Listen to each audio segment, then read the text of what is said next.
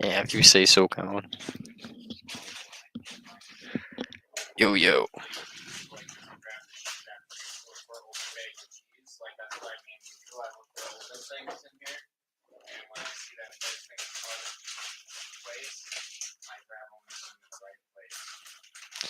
Yeah, if they didn't buy so much things or food-wise that'll expire, they'd probably help out a little bit. Oh, there's 3 people watching. Interesting. Right away off the bat. Howdy, howdy. I guess I was kind of like big sitting here, just kind of wait. No, you cannot have any of my almond milk. You can use water.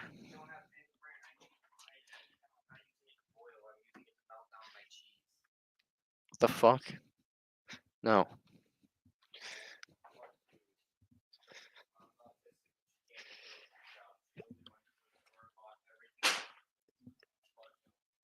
There's no milk in the fridge, you're saying? Drink your own milk, Colin. Exactly. Even Kane says drink your own milk, Colin. I'm broke, 1, and 2. Uh, you're not even a vegan, so go and buy your own milk.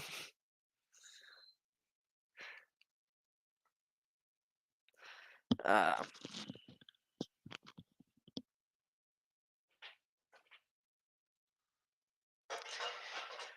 we're straight vibing now.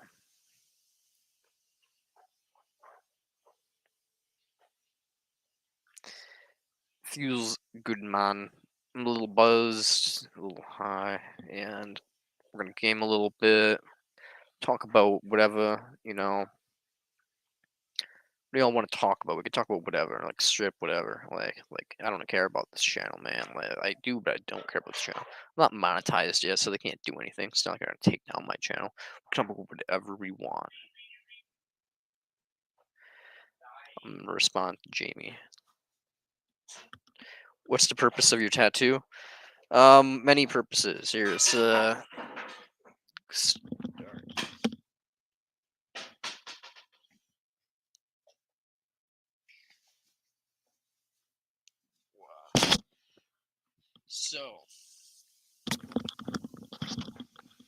so tattoo in the back. We got the hourglass, which is cracked and leaking blood everywhere. That's about like the shortness of life and how we can do many mistakes. So like break it and make it shorter than intended, uh, or that we can shorten our own lives and crack the glass. We really feel like it.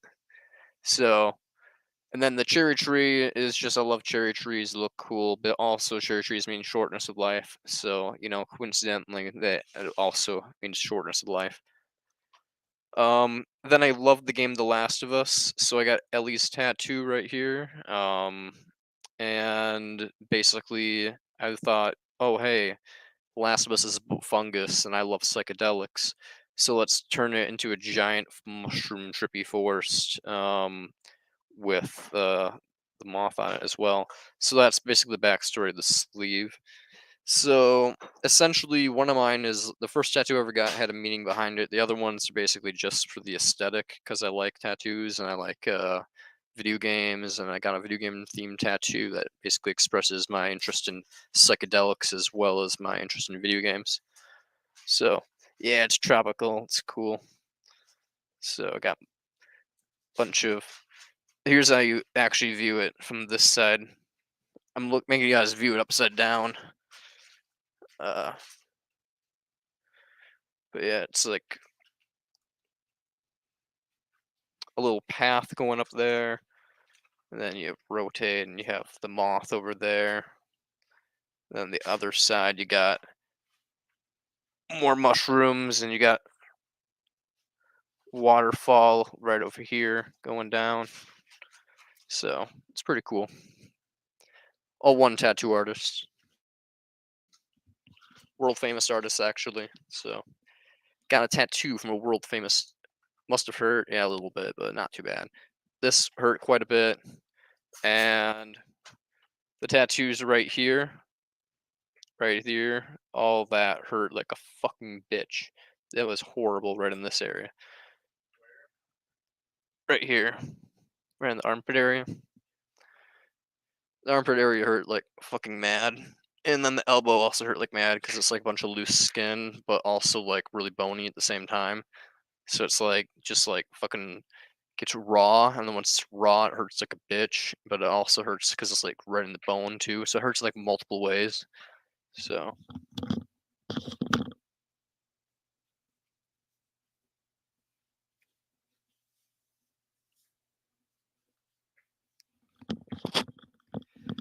but I look sick as hell. So the moral of the story is no pain, no gain. In other words, my ego was boosted, and so therefore it reduced some pain by inflicting pain. You know, it's what all things are. So why the fuck are you using so much cheese? What are you even making? What are you even making? You. I said you because I don't like mac and cheese. I know, but I still don't like mac and cheese.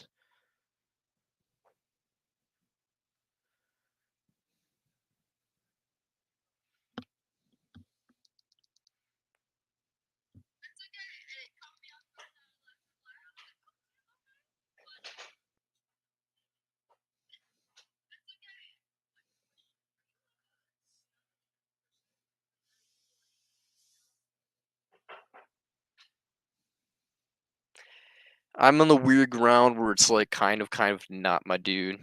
Uh, like yeah, kind of not.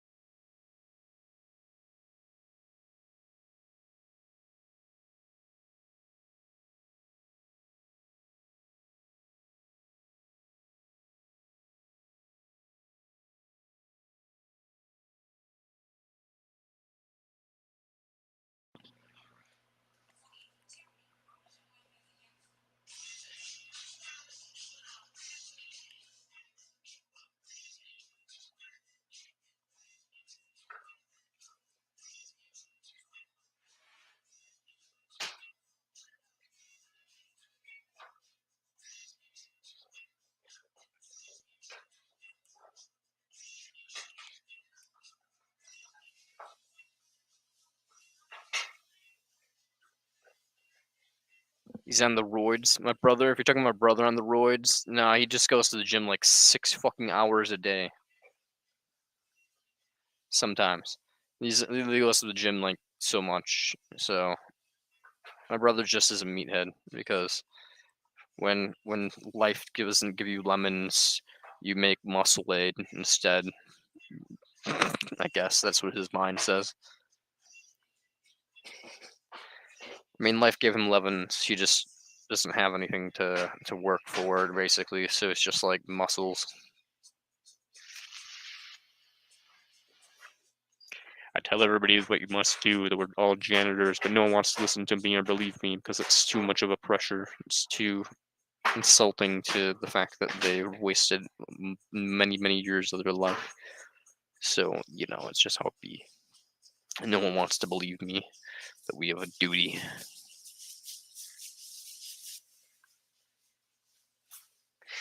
What kind of duty?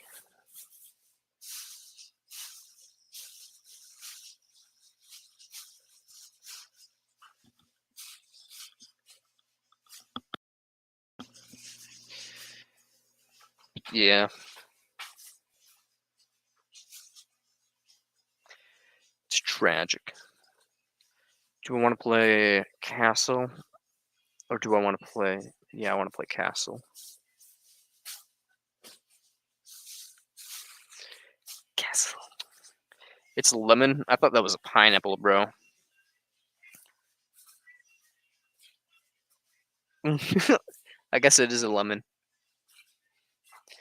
Yeah, now the closer inspection, that is a lemon. I thought it was a pineapple for a little bit, and I was just like, what? Pineapple summer, baby. You know, but, like, who knows? You're on the spectrum? So am I, bro. It's okay. Probably multiple spectrum. Yo, man. Oh, that guy from Norway seems a bit dark. What do you mean? Oh, Seb. I mean, he's also an efilist, so I mean, he's just and his voice sounds very monotone. He has I mean, so does mine, but he just has like a deeper voice and it's a little bit more deadpan than even mine. He just doesn't really put the effort to animate it. My brother said he's on the Spectrum, but then he was like, "Oh, Spectrum Internet, ha ha ha." So I was like, "Okay, well," but I'm getting shot at.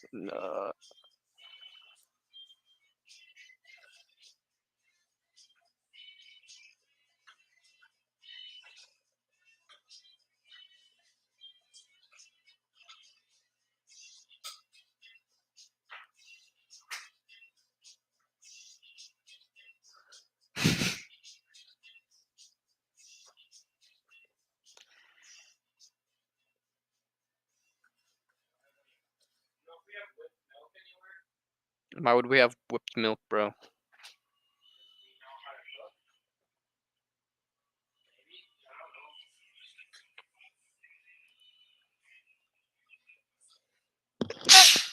Oh my fucking god! I just sneezed. Lord Almighty. Woo.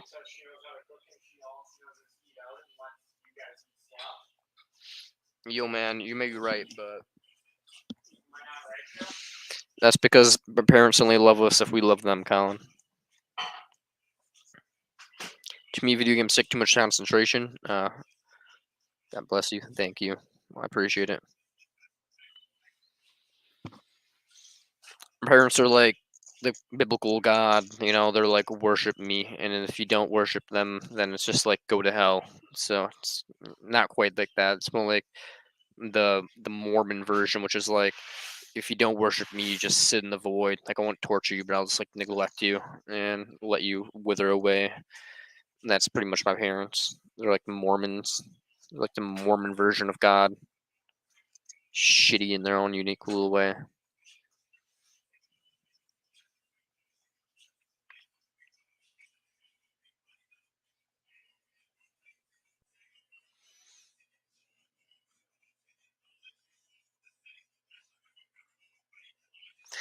My dad's at least cool. He kind of Mormons. Oh my god. And my dad's at least kind of cool. He understands the concept that like he kind of like fucking he kind of owes us a little bit.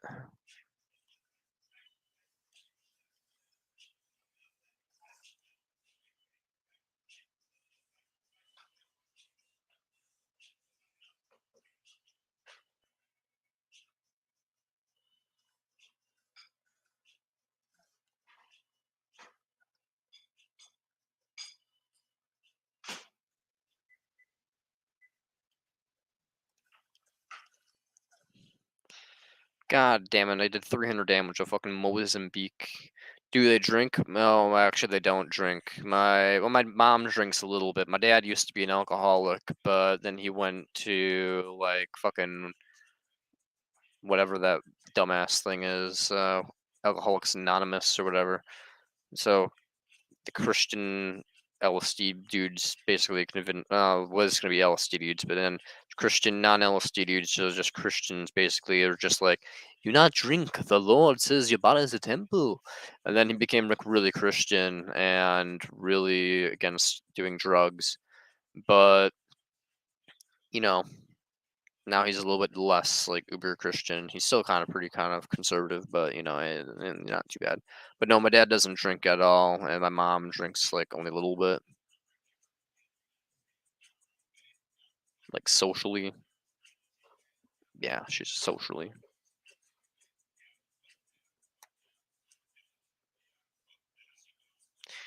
Promise for the better, yeah, basically. I mean, my dad might be a little bit more fun if he was an alcoholic. Probably would have been more abusive too, but hey, you know what?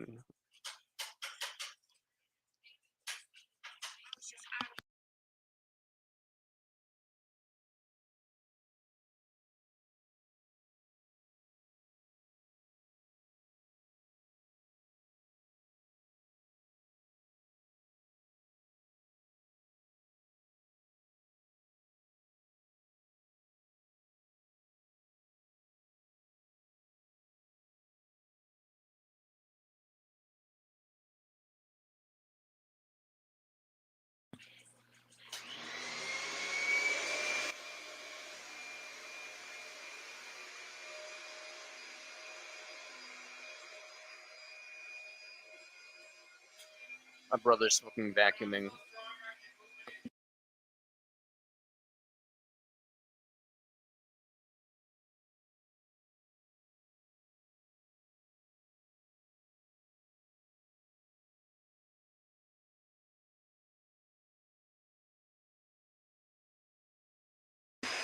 How bad's the vacuum, guys? You got to tell me.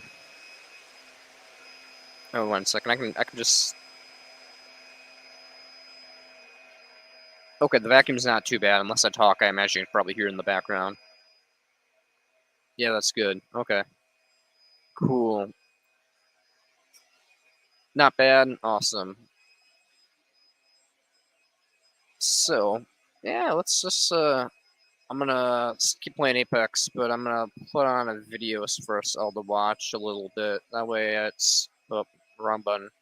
That way it's not just me who's being entertained visually speaking.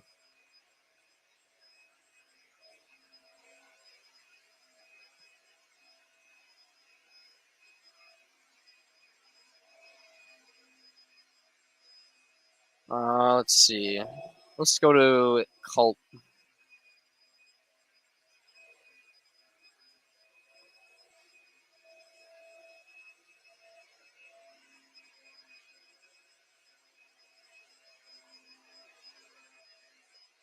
Hello there, brothers and sisters. So, I wanted to talk tonight about why this modern work ethic is total bullshit, and this historical work ethic, in fact.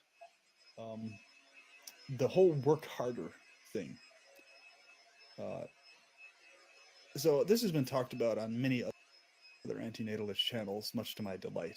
A Because I call can't the even Legend describe to you 27 asks, how will I have a much Call that's of Duty pissed me off stream? my I whole could have life. a Call of Duty Every stream if fucking you really time I've heard want. somebody Do you want me to say, do Call of Duty? "Oh, I work so Because I have hard. I Call of work Duty, harder. I I just work don't so play it hard, ever. so hard." And in I have like this one of the in this newest ones sense that they're actually. like I just haven't taken it valuing out their of the harder work, package, to be honest. It's just as sitting there if in the you're package supposed still. to feel I more got it when I value got in my them, PlayStation or you're 5 supposed to like a value year them and a half more ago. based on the fact that they work harder, as if there's some noble trait to that.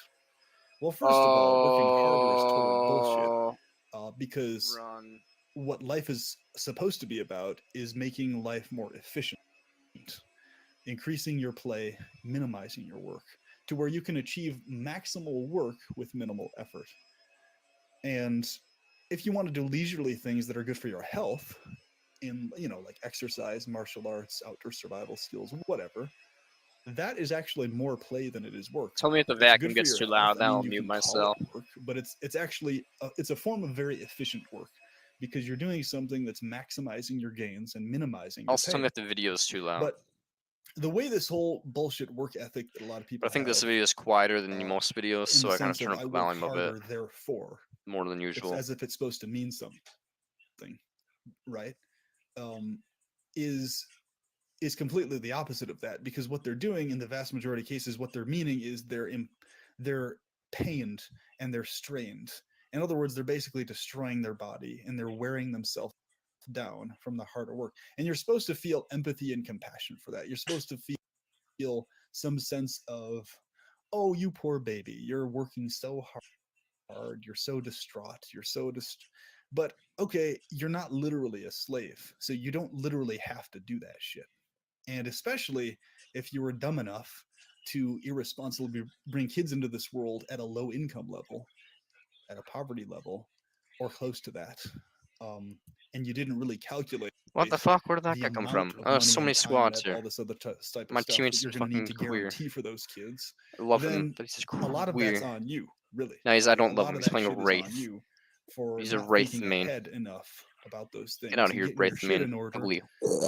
for you to be able to not Pathetic. have to fucking work so goddamn much to take care of a family and kids. You know, it's a thing a lot of people don't fucking think ahead enough about. So it's like, you shouldn't expect people to value your ass working harder like a donkey, when what you should be doing is figuring out how you can work more efficiently and improve the efficiency of things. So every invention we fucking appreciate in life is somebody saying, "Hey, you know what? How can we make work more efficient? How can we Subscribe improve to my boy efficiency, Gnostic, minimize or agony, minimize sweat, pain, and antinatalist, tears?" also Oh, called great, that's a Perpetual good idea. Pleasurist. A motor car. Real G. Oh, that's a good idea. let's do it this way, let's use this invention, this pump, this Yes, plumbing I will. system. It's all about increasing efficiency. So the stupid irony of this, when people seem to have this weird nonsensical valuation of working harder, like some gorilla beating its chest or something, is fucking stupid because it contradicts everything they spend their day doing. They spend their day doing what? Using things that have directly to do with increase of efficiency. A refrigerator, it's a more efficient way to keep food. We're gonna go and watch a boy. He's an absolute legend. Mr. Legend 27, this man, you should go subscribe to his channel. He doesn't exist in this plane anymore, but hopefully in any plane. But, you know, he's a good lad. He was a good lad. So we're gonna watch a video of his. Less worse than people than breeders. They are. But it's not about the intention. It's about the action itself. Like what the action cost.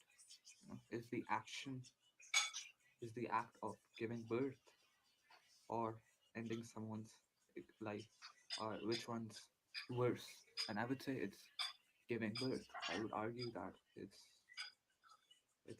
insane. It's the most cruel thing one can do is subject someone to this high risk game, dangerous, you know, uncertain, and inevitably death. It's so fucked up. So yeah, but before that, I was like, I uploaded this video, why antinatalists should be pro-mortalist. And there was this, I don't know, Karthik guy who Karthik, I'm sorry how I'm pronouncing it, I don't know.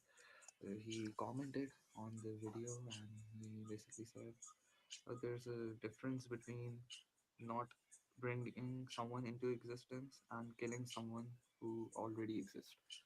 Yeah, I agree with that, and I did not use the word killing, but it's okay, I can understand. So I already agree with that. Yeah, there's a difference between, there's an obvious difference between creating someone and killing someone. But my argument isn't like, you just go out and kill someone. I mean, those there's a different nuances to that, but the basic argument. The video was about why anti-neutralists Colin, should why be does Apex not pro-mortalist, have a solos mode yet? and so yeah, I agree with this, but it depends, right? Right. Because what do you mean by killing? For instance, like what I was saying in the video is that if you go to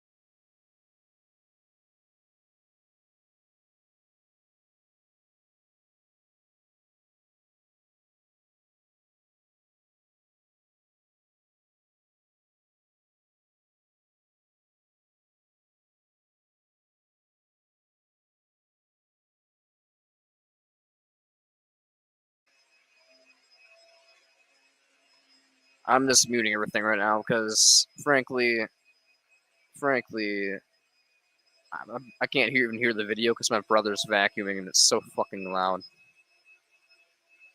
It's a Kirby vacuum, so that's a pretty powerhouse vacuum cleaner, but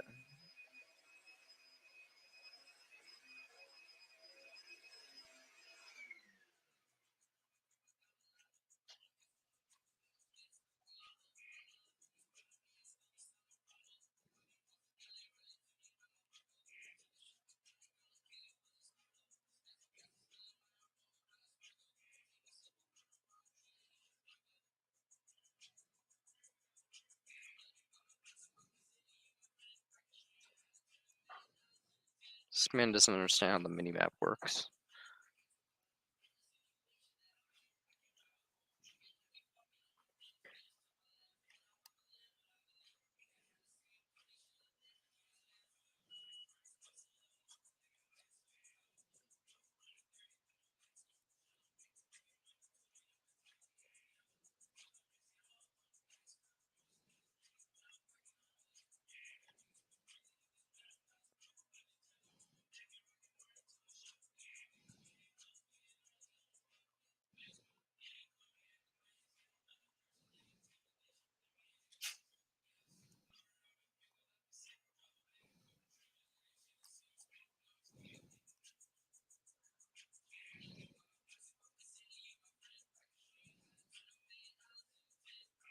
Hey, when my Bluetooth runs out, yo, I feel that, man.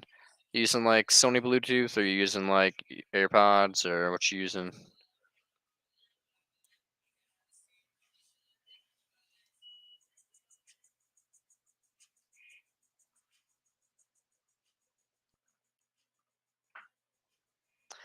My teammate fucking got himself murked. What an idiot. Okay.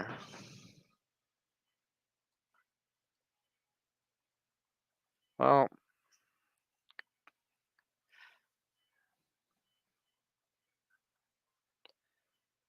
Colin, what do you play these days? Just Rainbow Six or some shit?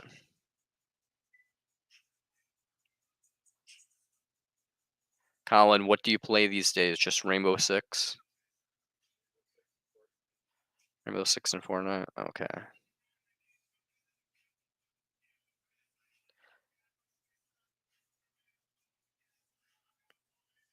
Rainbow Six and Fortnite. I'd play Fortnite right now, but I don't really feel like playing Fortnite.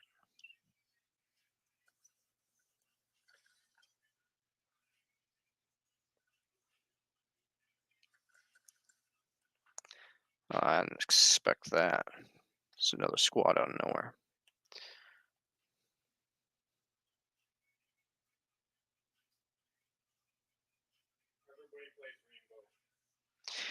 I'm aware, Colin. I own Rainbow. I just don't play it.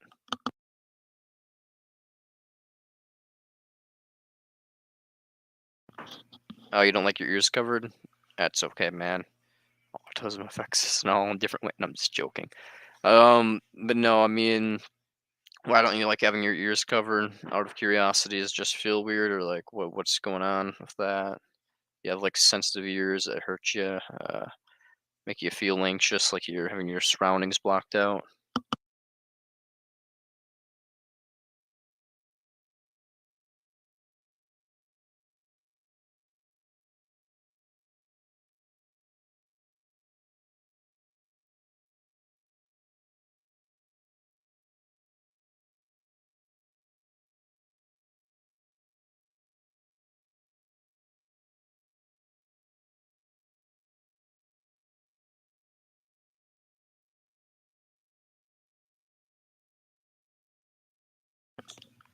I don't like having not the pressure in hearing surroundings. Do you have like anxiety about it, or it's just like you're not really into it?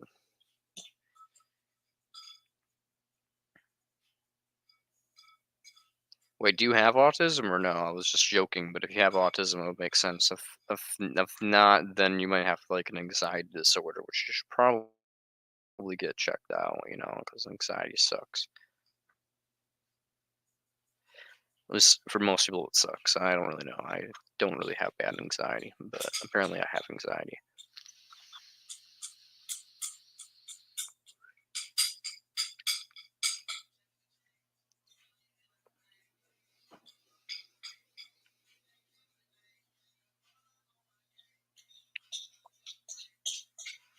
You're just used to AirPods and open feeling. Fair enough. I like to walk around with one head like thing off and with them on. I guess I'm more used to it as well, but I never wear both of them at the same time. I like to be, I think, one ear open so that I can be like aware of my surroundings. It's just a little thing that I have. I don't know if it's anxiety or just like psychopathy or just like whatever it is. Something that makes me just be like, I gotta know what's going on around me. I'm just like that.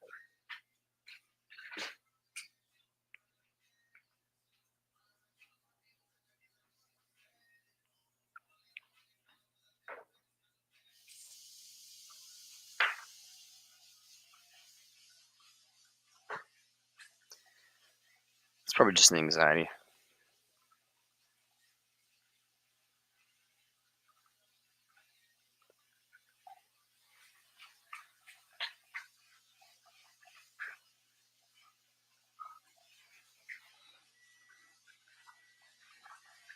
Yeah, the open feeling's nice.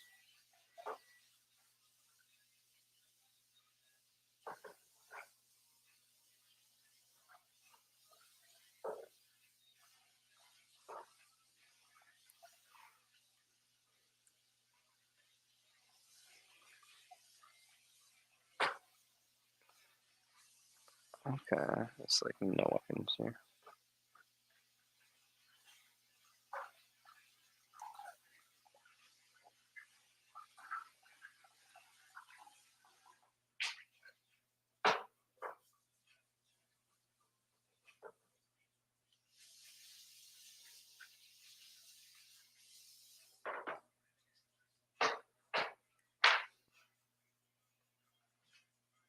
Do you work this weekend? No, I'm basically unemployed at the moment. Hopefully, I'll be employed pretty soon, but at the moment, unemployed, which basically just means I don't have to work, which is good for me and also bad for me.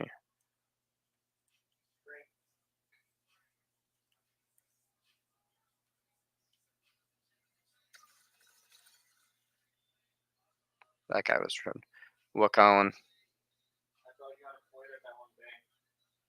No, there's just a strong chance I will, but I don't really know. I don't think they've gotten back to me. And if I have, I haven't heard about it because I guess what happened to Kirby? Oh, I quit Kirby. Fuck Kirby. Kirby is kind of a little slice of hell. Kirby drove me to the psych ward, man. Fuck that shit.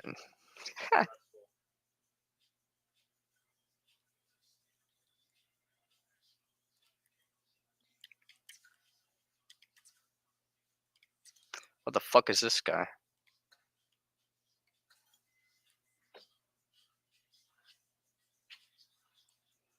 If that guy just shot at me, he would have killed me. I understand that sales is rough. Yeah, sales is rough, especially when they have a fucking theme song, bro.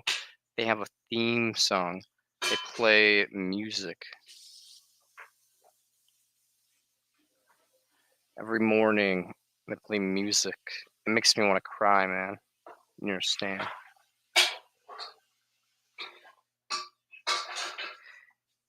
God, do they like every morning or no? My God, so fucking laggy. I just like absorbed every bullet from that guy in like 2 seconds. I was like not taking damage, and I was just like, "You're dead."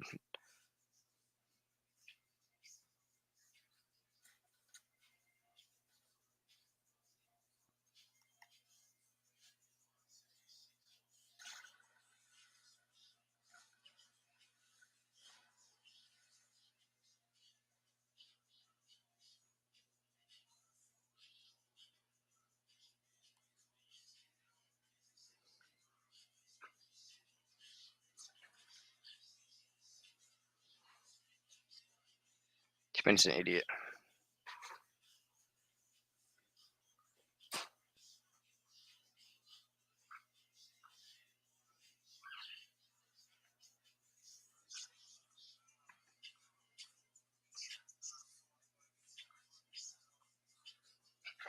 Yeah, he deserves that.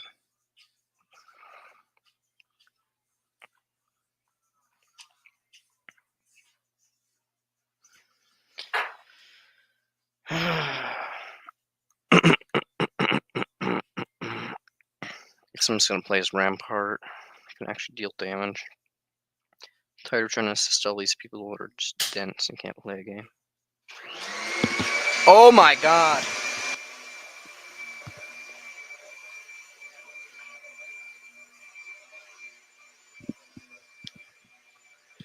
My brother just turns the fucking vacuum on, or once I start opening a Snapchat video. It's like so fucking annoying. His autism is just like the most annoying thing. Cleanse the world of the retards. Just kidding. Just kidding. Ha ha ha. But no, as an efilist, I'm not kidding, unless we should do it.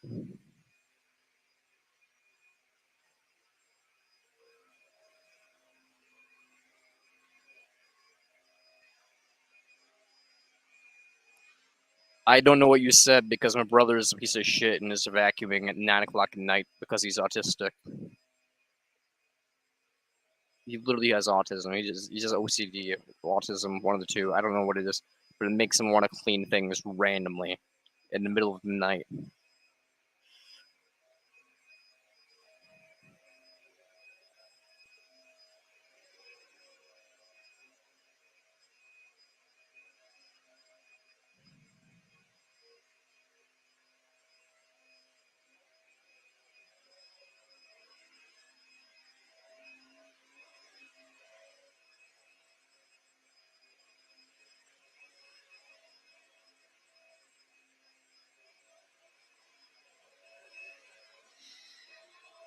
Oh my fucking god.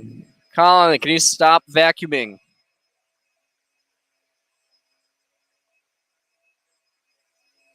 Colin, that's not even the hard floor setting. Colin, it's not even the hard floor attachment. It's a hard floor attachment. I mean, yeah, but like, why are you even doing this? No one wants you to, though. Bruh. Does he?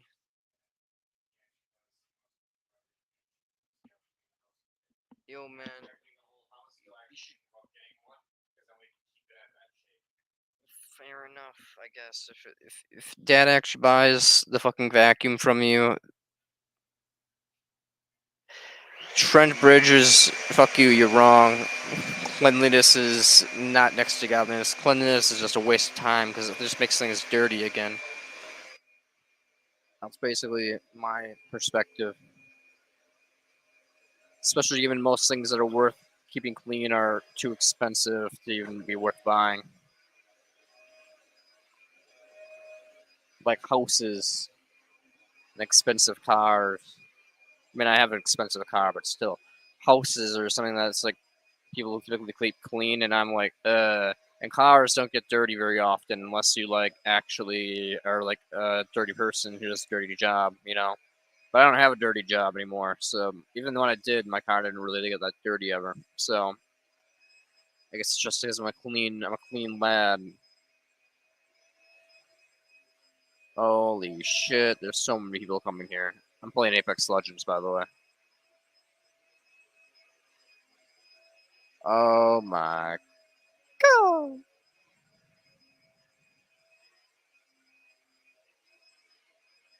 Okay, let's see. We can.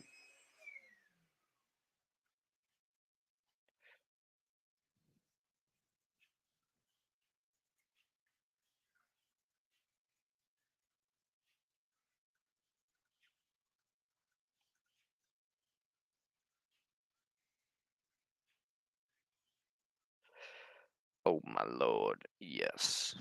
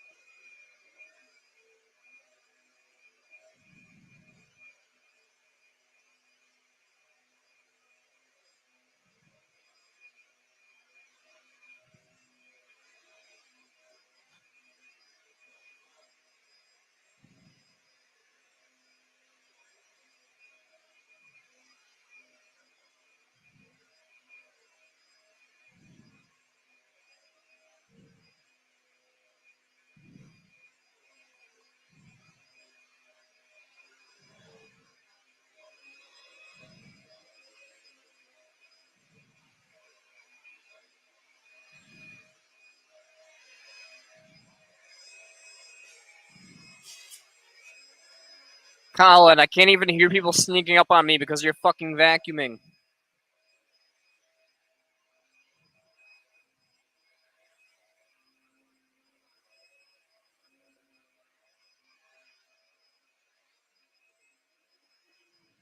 He's really a piece of shit. I hate him. My guts.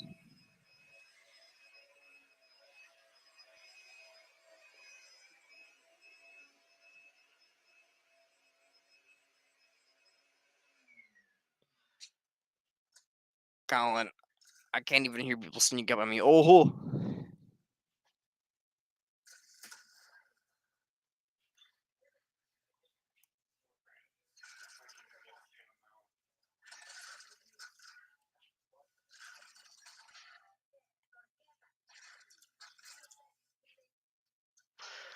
Oh, I'm gonna come.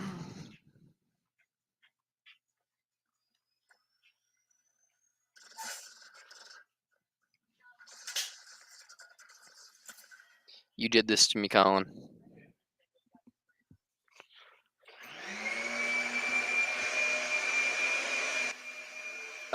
Sometimes I go camping.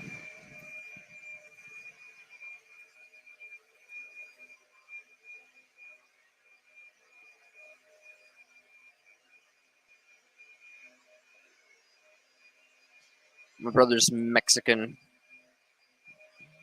Cleans the house like 10 times a day. Just kidding. That was racist.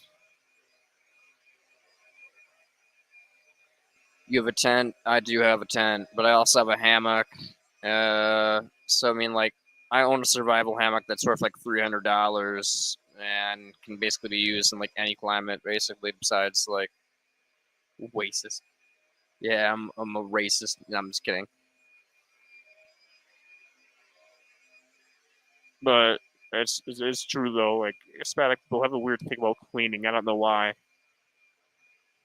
Are you Trent? Are you Hispanic? If you are, I mean, I understand why you like to clean. I'm just joking.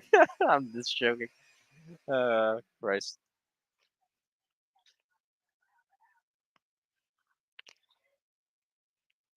Are you talking to me? No, never mind.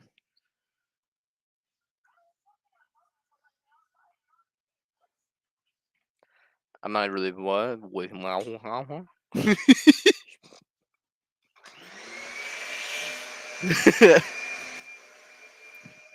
Am I a prepper? No, I'm not a prepper. Why would I be a prepper? I mean, I know preppers like scouts prepper and shit like that, but no, I'm not a prepper myself. Prepping's what's there to prep for? And why would I want to survive the apocalypse? Apocalypse sounds like a shit show, man.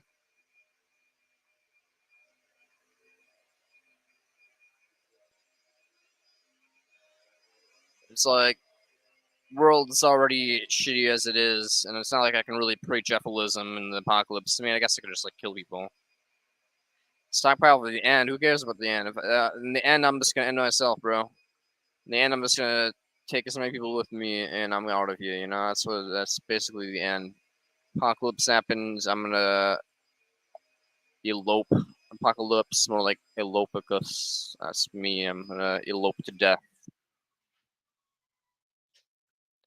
Colin, you're scaring Luna.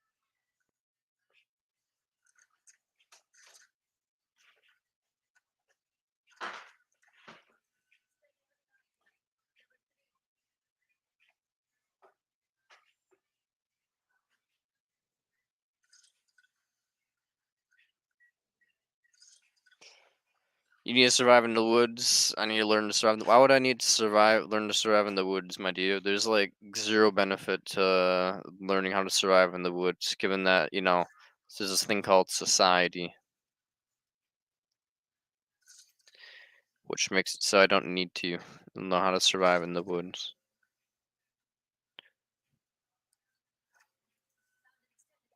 It's pretty cool, bro.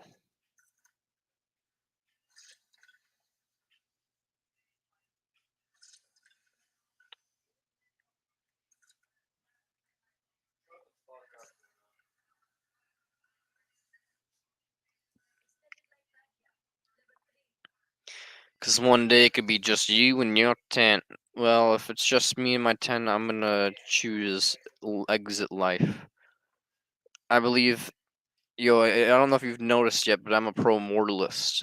Basically, believe that everybody ought to die. It's in their interest to die. So when it comes down to if the apocalypse ever goes and happens, I'm just gonna, end Eddie's my spaghetti. So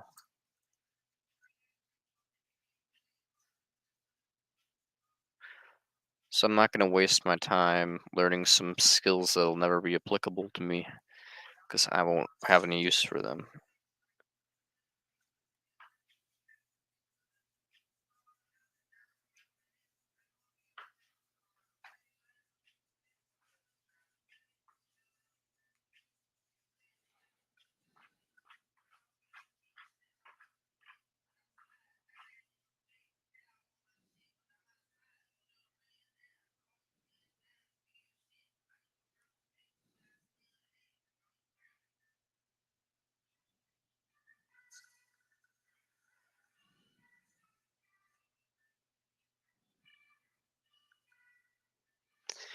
You know what? Yeah, we do real G builds here. We're gonna go P2020 with the hammer point round, and we're doing longbow with the skull piercer, and we're gonna just no, we're not. We're gonna go the 3030 repeater with the skull piercer.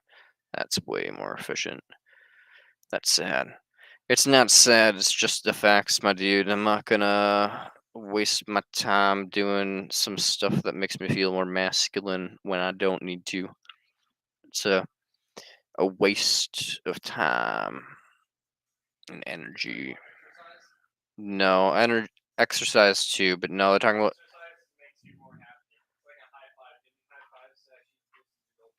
I'm aware, Colin, but I'm talking. They're talking about survival skills like wilderness survival stuff, and I'm saying it's kind of useless.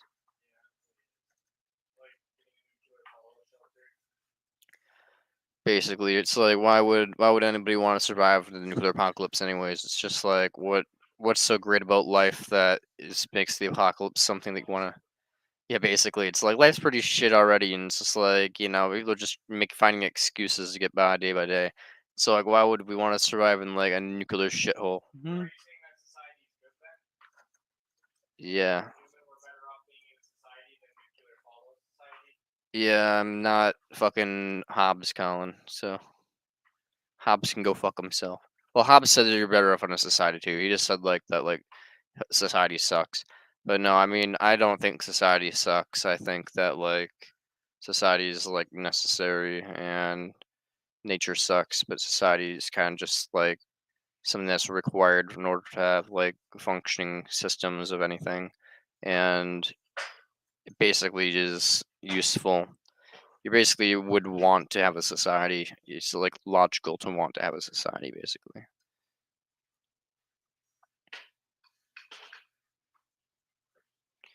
Like you ought to want to have a society. It'd be foolish not to.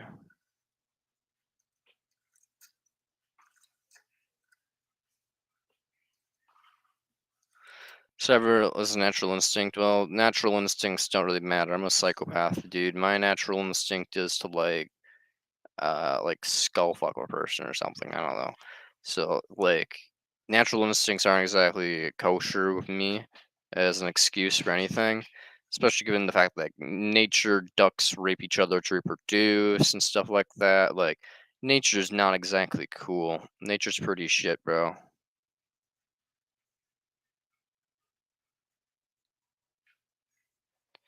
We don't use nature as a source of judgment here.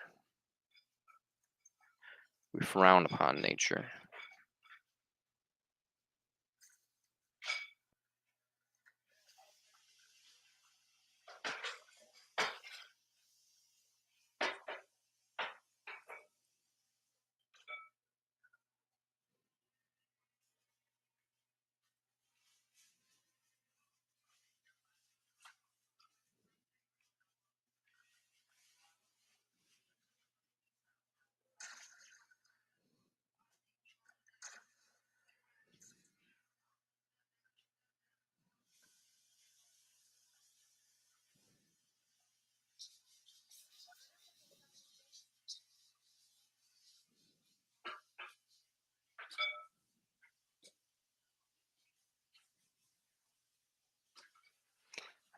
People don't like dissing on their shit.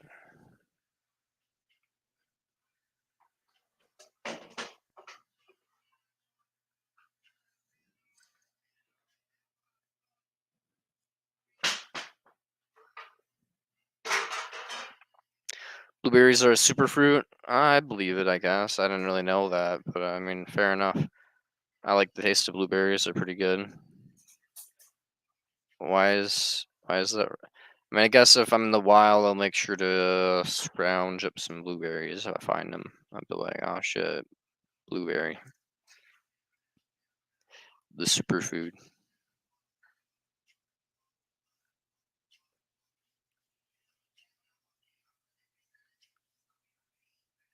Was that you? Was that like lightning, or was that you with a camera flash, Colin? Never mind.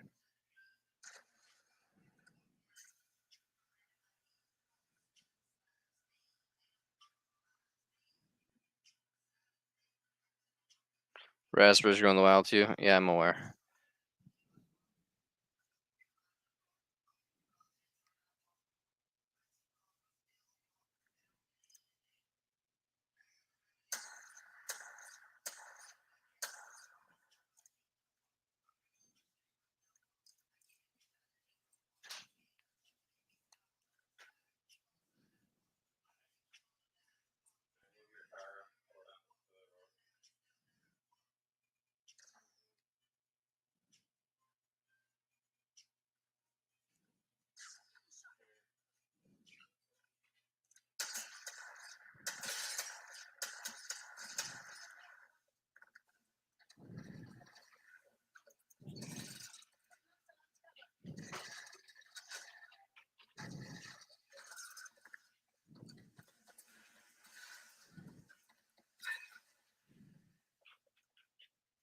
What the fuck?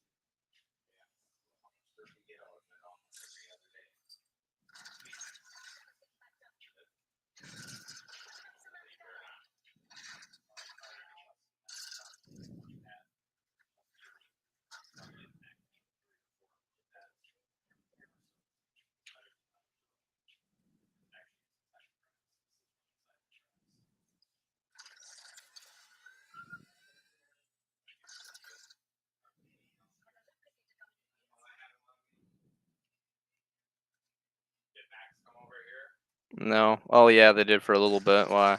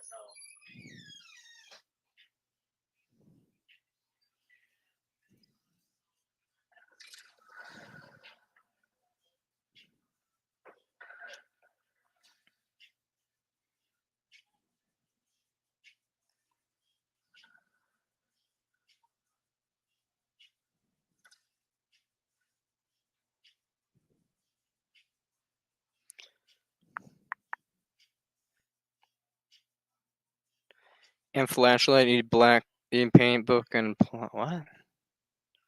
Find A. Rivera leaves two. Well, sounds interesting, but I'm gonna.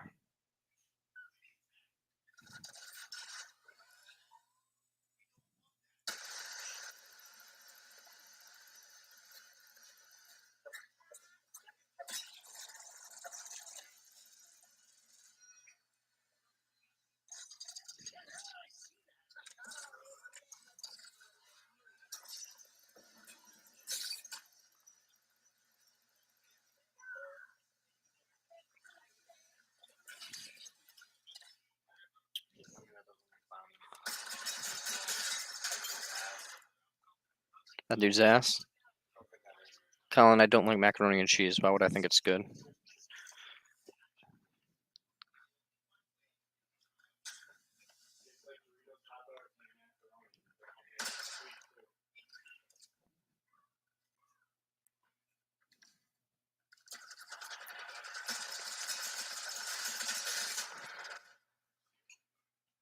Only my teammate wasn't AFK and went disconnected.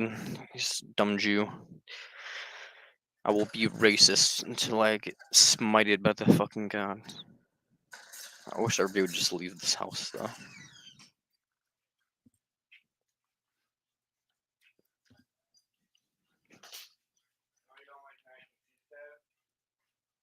Mac and cheese is disgusting, Trent.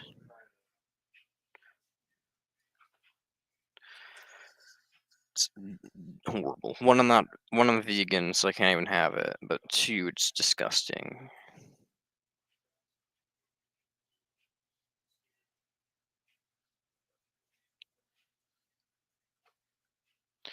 Even my dad's like doesn't do anything for me, because even he understands mac and cheese is for children. It's 9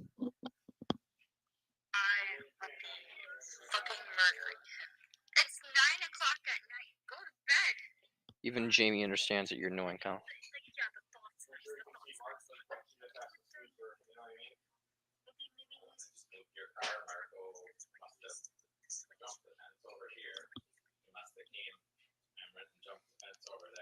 I clean at night, but I don't fucking vacuum.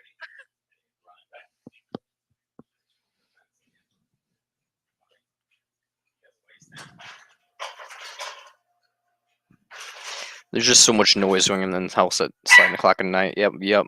Praise be. It's like I can't. It's like the gods hate me. It's like the god hate me.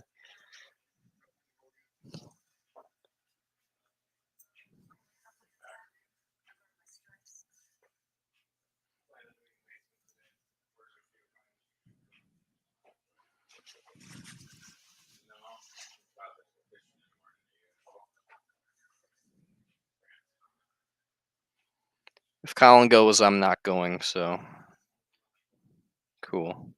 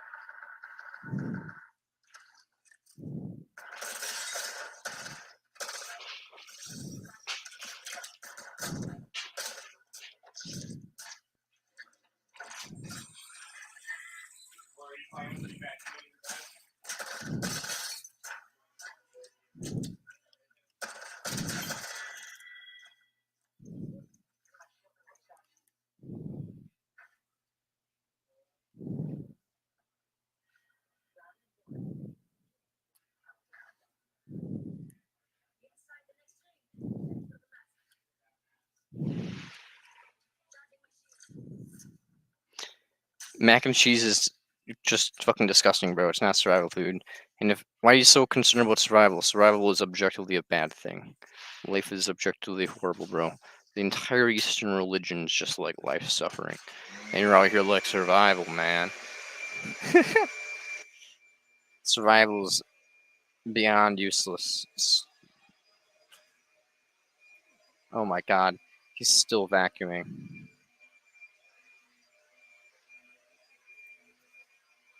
My brother's been vacuuming for like an hour. He should just become a maid.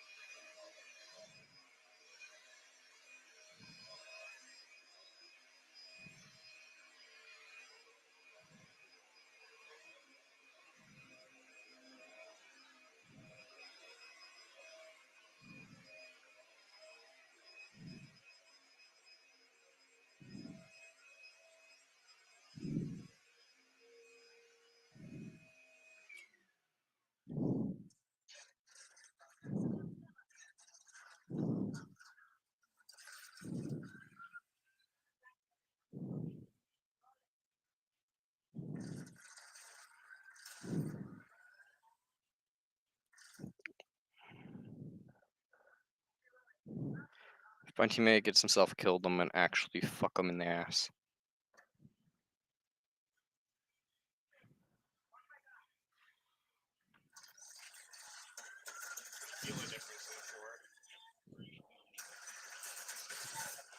Colin, I don't care about the goddamn floor. Stop jerking the floor off. I didn't blame you. I'm just... Colin, I'm literally going to try to help my fucking teammate. Because my teammate's an idiot and was chasing him into this fucking house. 2 people at once.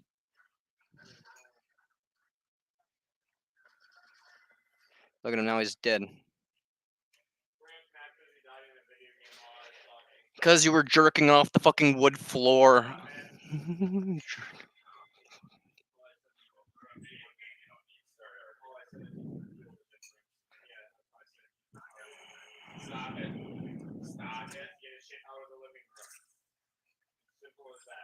You need to get your shit out of the house, Colin.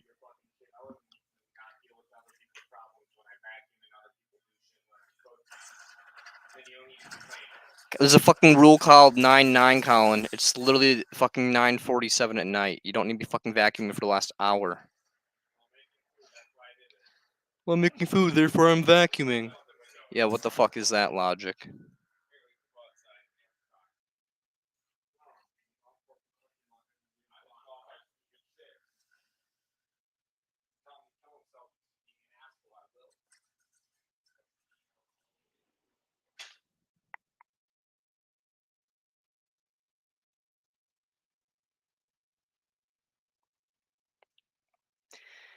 It's great.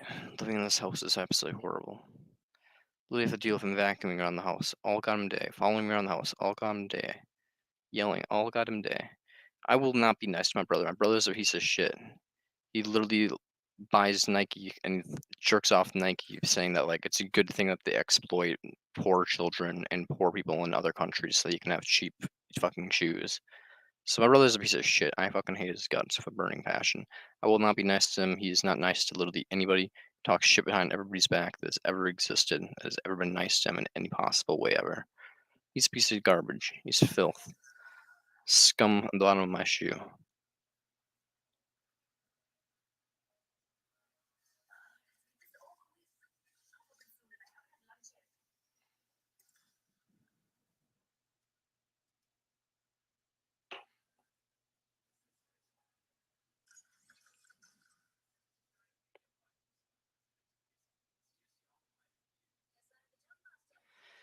I'm just saying, who the fuck actually vacuums at this time of night?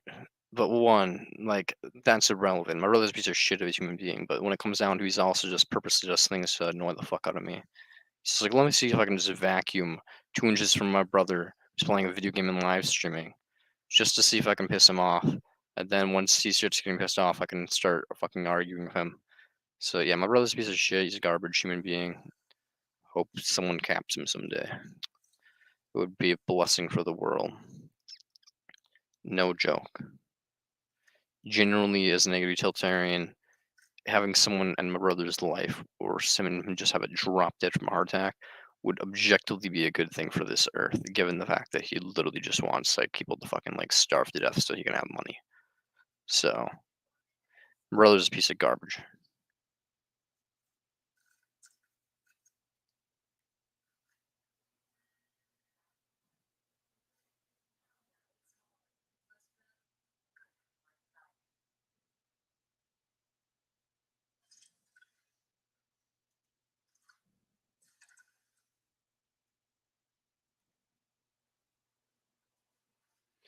That's not good to say. What's not good to say, Trent?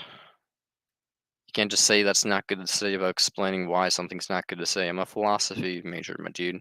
You're making bold claims about moral things that are right and wrong without having justifications for why things are right and wrong. You can't just say something is right and wrong without having justification on a philosophy channel, my dude. You have to explain your reasoning.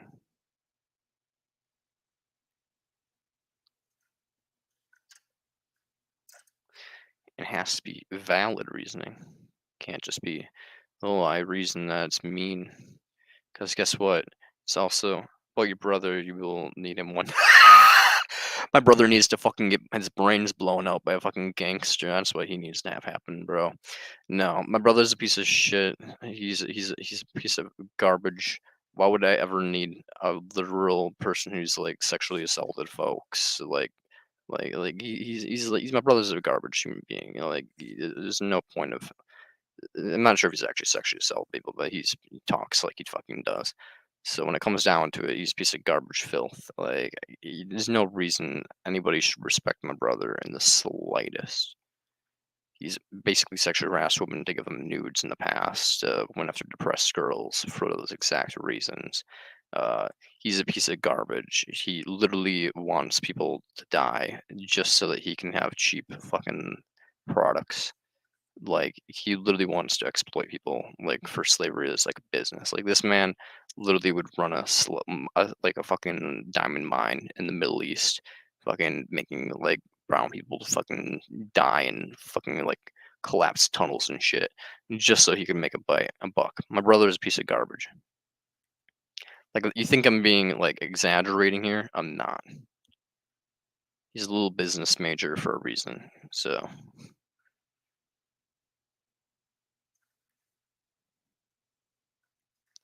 calls himself a realist. A realist. He calls himself a realist because he believes that nothing matters in the world, and so therefore you can just like rape a child if you really wanted to. If it somehow is profitable on an economic scale to make a farm that raped children, my brother would fucking start it up in an instant, no second thought. He'd be like, "Hey man, there's no inherent value to these children. They're just useless. I mean, they don't do anything for the economy, and they're pretty better use being prostituted." So that's Colin for you. I'm gonna be quiet though, so because no one wants to hear me ranting about him.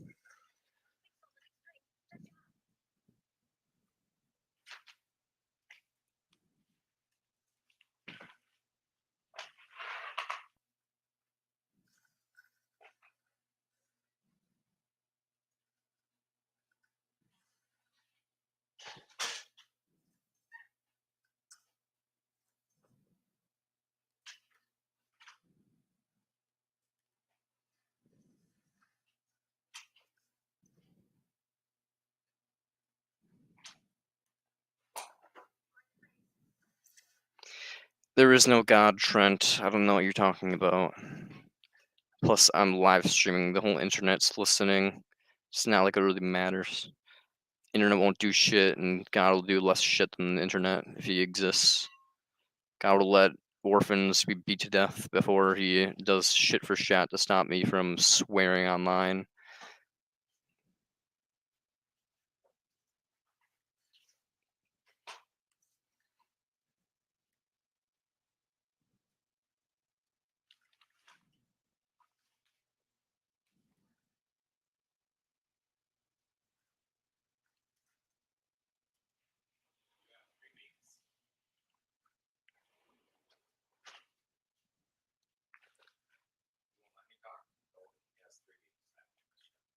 Grant, if you're live streaming right now, I told you yesterday, it's in your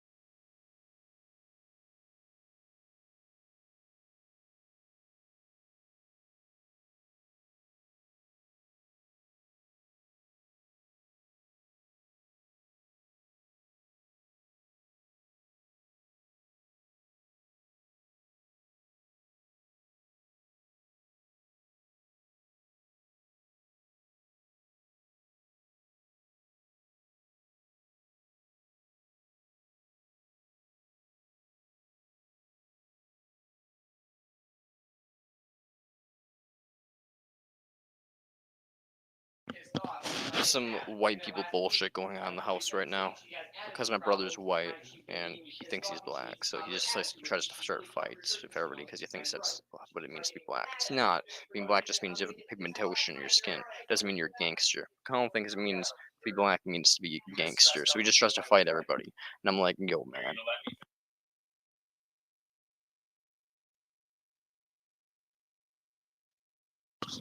Please, someone help me. Someone kill me, please.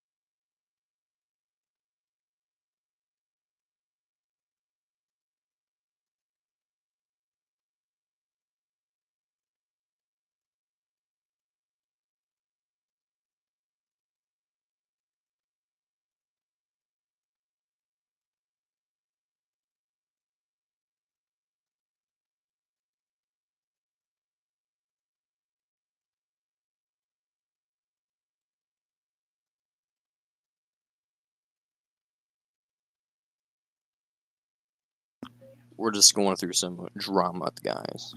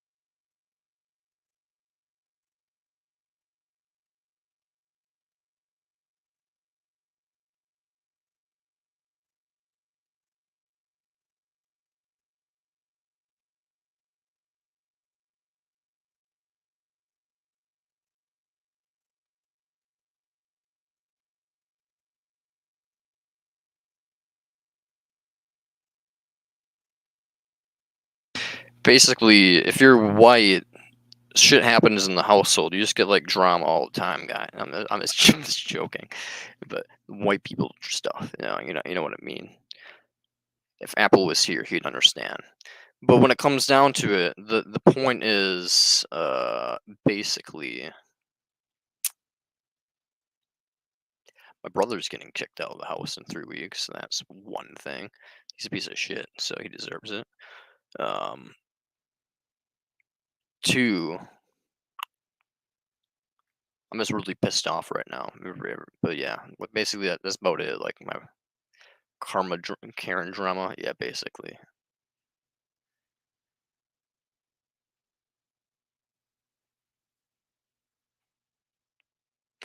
I just asked Colin to stop vacuuming when he doesn't need to vacuum. He's just vacuuming to vacuum. And it's just like he's not even like gonna keep this job. He didn't want to. I'm just like, stop vacuuming. I can't hear my video game. And he just created like the biggest drama ever about it. So moral of the story is, dad walked in, brother started saying like, kill yourself, Brant, kill yourself. And my dad was just like, okay, bro, you're done. So get out of the house in 3 weeks. So that's, well, he was gonna have like a peaceful conversation, being like, you can't talk like that. But my brother basically just turned it around and was just like, I am Colin. I am dominant, and I always win no matter what. And so basically, it kind of just went to, from him being like a nice talking to, of being like, you can't say these fucked up shit to your brother. You're kind of a piece of shit, Colin. Stop being a piece of shit. To get kicked out of the house, real fast, which was his fault. So I mean, what can you say? Hey man, I'm getting kicked out in like a year because if I'm not in school, that means I'm no longer of utilitarian value to them. So basically, it's just like shoo shoo. But when it comes down to it, him, yeah, my brother's just a piece of garbage. So I mean, like, yeah, I'm surprised they've put up with him as long as they have. Frankly, he's every single day just creating fights, yelling at people, calling people like names to their face, like over and over, calling my mom like a bitch and calling my dad like retarded and shit. Like he's just constantly just being like an asshole to them, like to their face. So it's just like, yeah, I mean, my brother is a piece of shit. So I don't even know why they put up with him this long. I wouldn't have. They don't even believe there's an obligation to like take care of me past the age of 18. I don't know why the fuck they've taken care of him up to this point, given the fact he doesn't treat anybody with any slightest bit of respect. So, not his teachers, not his parole officer, not fucking anybody. He doesn't give a damn about anybody. He's just a manipulative little psycho. So, we have a lot of cluster B stuff going on in this family, by the way. There's a lot of cluster B. Maybe he's in pain. Kane, I really respect that, but my brother, he is a pain. My brother is a pain. What is he in pain from? I mean, he literally manifests pain into this. He manifests emotional pain into the fucking world. People lash out back at him, be like, "You're an asshole," and then he just blames them. So when it comes down to it, he's basically just like, I wouldn't be surprised if my brother's borderline or some shit. But when it comes down to it, yeah, I mean, if he's in any pain, it's all of his own fucking fault for being a dickhead to like literally every person in his life ever. So every single one of his friends, he's basically like stabbed in the back and like, you're a loser, you don't get pussy, so therefore I'm done hanging out with you. Or like, so basically, like every single one of his friends, he's called his friend. He basically now calls a loser if he doesn't hang out with them anymore. He like recycles friends like you're going through shirts. So yeah, he's a piece of garbage, man. Sorry, I'll close my door. Okay, cool.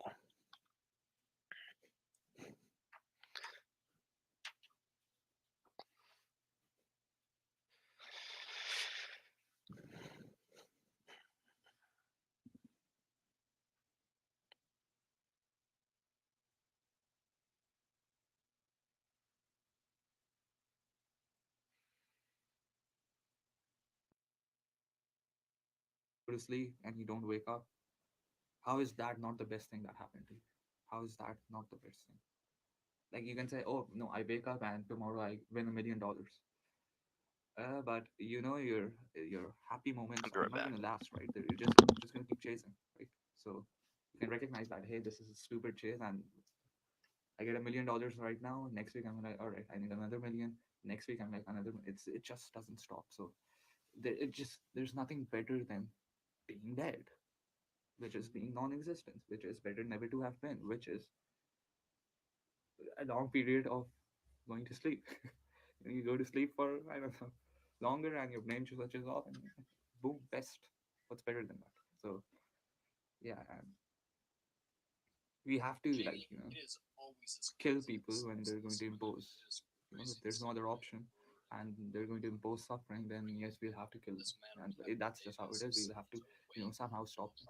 And I would say we shouldn't waste, resources on, trying to fix. Just kill that fucker who's trying to cause a mess, trying to cause suffering. So it doesn't matter. Like, if there's a difference between bringing someone into existence or killing yeah. So what? There's a difference. It doesn't matter. That doesn't make primordialism invalid. It doesn't. So what? I can give you arguments that, oh, Hitler should have been killed, or this and that. So that one's just. And then he said something about the survival instincts. Ah, lordy. For self-harm. Yeah, I did. This is what I'm saying. That we have to recognize it. That I'm afraid of the dying Lordy, process. lordy. The dying process is fucked, and I don't want to cut my hand or jump, or that's the fear. I feel fear, right? Me But too, if man. I know that I'll take a It's pill not that bad, and go though. to sleep and I don't wake Hanging up, is really not that bad. I'm not going to be too afraid of that. It wasn't that painful. Basically, it's just recognizing that once the brain shuts off, it's over. This is everything that we value is because we are brains who are capable of experiencing things, and we want to you know avoid the bad, and that's pretty much it, right? So we have a notion in our head that, hey, being, oh my god, I'm gonna die, I'll be dead, I won't be around on earth anymore, I won't be able to do this and that. That's, you have to recognize the fact that you're only saying this because your brain is alive and conscious right now. So it's a bias. Once you're dead, once you're non-existent, you won't give a shit about, oh, she's so hot, or oh, she's got some really nice body, I wanna you know be with her, and blah blah blah. And it's all just bullshit because you're alive. That's recognized. So yeah, you don't want to self-harm, but you still have to recognize that, hey, I'm going to be harmed anyways by not self, but the forces around me. Not the forces, you understand, right? All the diseases, assholes, human beings, all of this crap. So you'll have to decide when you have to, oh fuck, I'm going to have to die, right? You have to decide that. You have to accept that. You can't just keep on putting a, like every other No, fuck. 20% of people are psychopaths. Not everybody is a bully or a piece of shit is in pain. A lot of them are just assholes. So you know, just neglecting that thought. Oh no, no, no, I'm immortal. That shit ain't going to work. So yeah, I understand you have these survival instincts, but again, that still doesn't make the you don't want to cause self harm. It's, again, it doesn't make pro-moralism invalid. Why? You still have to recognize that yes, it's best for me. The sooner I get out of this addiction game, this chase game, this oh, I'm going to accomplish something, and then, oh, wait a minute, what do I do now? This stupid game, where you just never get complete. You just never get completed. Like, you, at the end, you'll have to get out anyways. So it's like, fucking hell, I should get out of, it's best for me. And you also recognize the context now, right? The more you live, the more, even when you can't help it, you're like, your existence is causing suffering. You're breathing the oxygen. That's the death of the biosphere. So you can't counter argue this. You'll have to accept that, hey, it's best that we should discontinue our lives. But first we have to, like, again, I made this point in the video as well, that we have to fix the some, you're not good, I'm not being inconsistent if I say some humans need to exist until we fix the animal problem. We have to euthanize the animals first, because the philosophy applies to them as well. The best thing that can happen to a living being is an instant death. It's, you just can't, that a human brain is not different than in the sense that how it feels. and it's going to die, and fear, anxiety, pain and suffering. It's the same as the animal. So the philosophy, the argument applies to brains. And so, and in the end, he was like, but I am all for the right to die, which is good, yeah, but I don't call myself a promoterist. I don't, and it's like, I don't know how you define it. Well, I already did define it, so I don't know. I can do it again. Like, simple, very simple. Death can't be a bad thing for the being who's now dead. There's no counter argument to that. That's one premise. That's the definition. Death can't be a bad thing. It just can't be a bad thing because you were dead before, 100 years ago, before you were born. You were dead essentially. So it's like,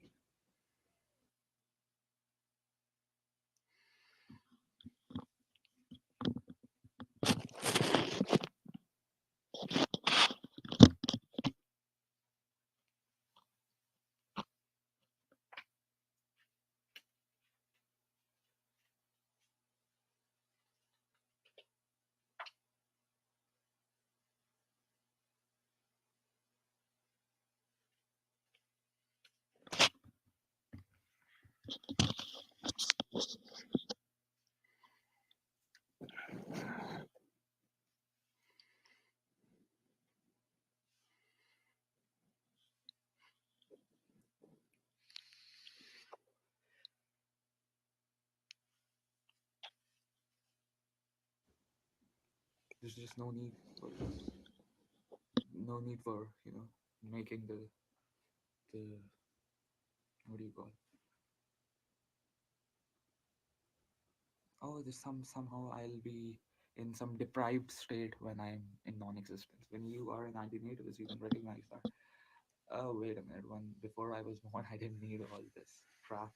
You know, I didn't need it. I wasn't being deprived of anything. I wasn't like, oh, please give me birth. Same as for your future being. Same as for your future potential. Your old version of yourself. It doesn't need to exist. You just have a delusion in your head. So yeah, that can't be a bad thing. And life is risky.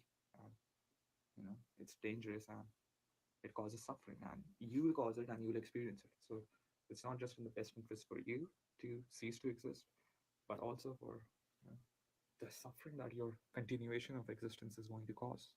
So that's how. If you disagree with that, then you have to give me a counter argument. That why isn't ceasing to exist the best outcome? Why? Once you know death can't be a harm. I mean, yeah, death is a harm. Like when you die, your loved ones are going to be sad and this and that. But I can still make the logical argument that hey, the sadness that they will experience is you know, the suffering that their sadness is. If you put it on the scale, and the suffering that your life will cause by every day, especially if you're a meat eater or something, you just can't make an argument for it. I'm sorry, you have to accept that hey, I should. It's best that I kill myself. It's best sooner. The sooner I get out of it, it's best for me and the best for. But like when now that we're stuck in this and we know that these are multiplayers, there are a lot of other players, the animals, all of that. So then you can make an argument and be a promotalist and say that no, it's best that I exist right now too, because I have to fix the problem of the animals. I have to euthanize the animals, for example. So yeah, that you're a promotalist even if you're existing. Sorry, so you're not being inconsistent. So yeah, that's pretty much it. I would say. Yeah, just it's very simple to me, and I think it's you have to be consistent with this one. You can't either you're going to go for pro life or you're going to go for pro modalism. There's just no in between. You know, there's just you just have to accept that if you're going to accept it's better never to have been, you're going to have to accept that it's better to no longer be, because life is the harm. And this is the right, this is the reply that I gave it to him was that yeah, this life is the problem, life is the harm. Pro modernism argues that death is the escape from life, so we should be seeking towards it, moving towards it, and accelerating it for all the other animals. That's pretty much it. It's fairly simple, and it's the same. Like it prevents suffering. Antinatalism prevents suffering. Promodalism prevents suffering. It's not like there's some, oh, we want to kill everyone. No. If life was, I mean, you can't even make it like right that. If life wasn't a harm, which is it's just not possible to make life without creating harm. There's always going to be harm. Then you might say, oh, okay, it's not valid, but it's just the reality itself. If you look at it objectively and put your personal biases out and delusions of purpose and accomplishment and achievements that I do this or do that, you're going to come to the realization that hey, it's best that we all just die as fast as we can because it's all just absurd, pointless bullshit. It doesn't go anywhere, and we're going to die anyway. So why the fuck should we prolong it? Why are we deluded enough to prolong an addiction? Why? Why should we prolong our addiction when we have figured out that hey, it's just an addiction? This chasing the cheese in this game of life is just an addiction, and it's going to end anyways. You're going to die anyways. So yeah, that's enough of that. So yeah, so and again, this whole killing thing, I would say this is different. Like you're gonna people are so against kill. This world is so fucked up. They're against killing, and which is okay, reasonable. It causes harm to the civilization and blah blah blah.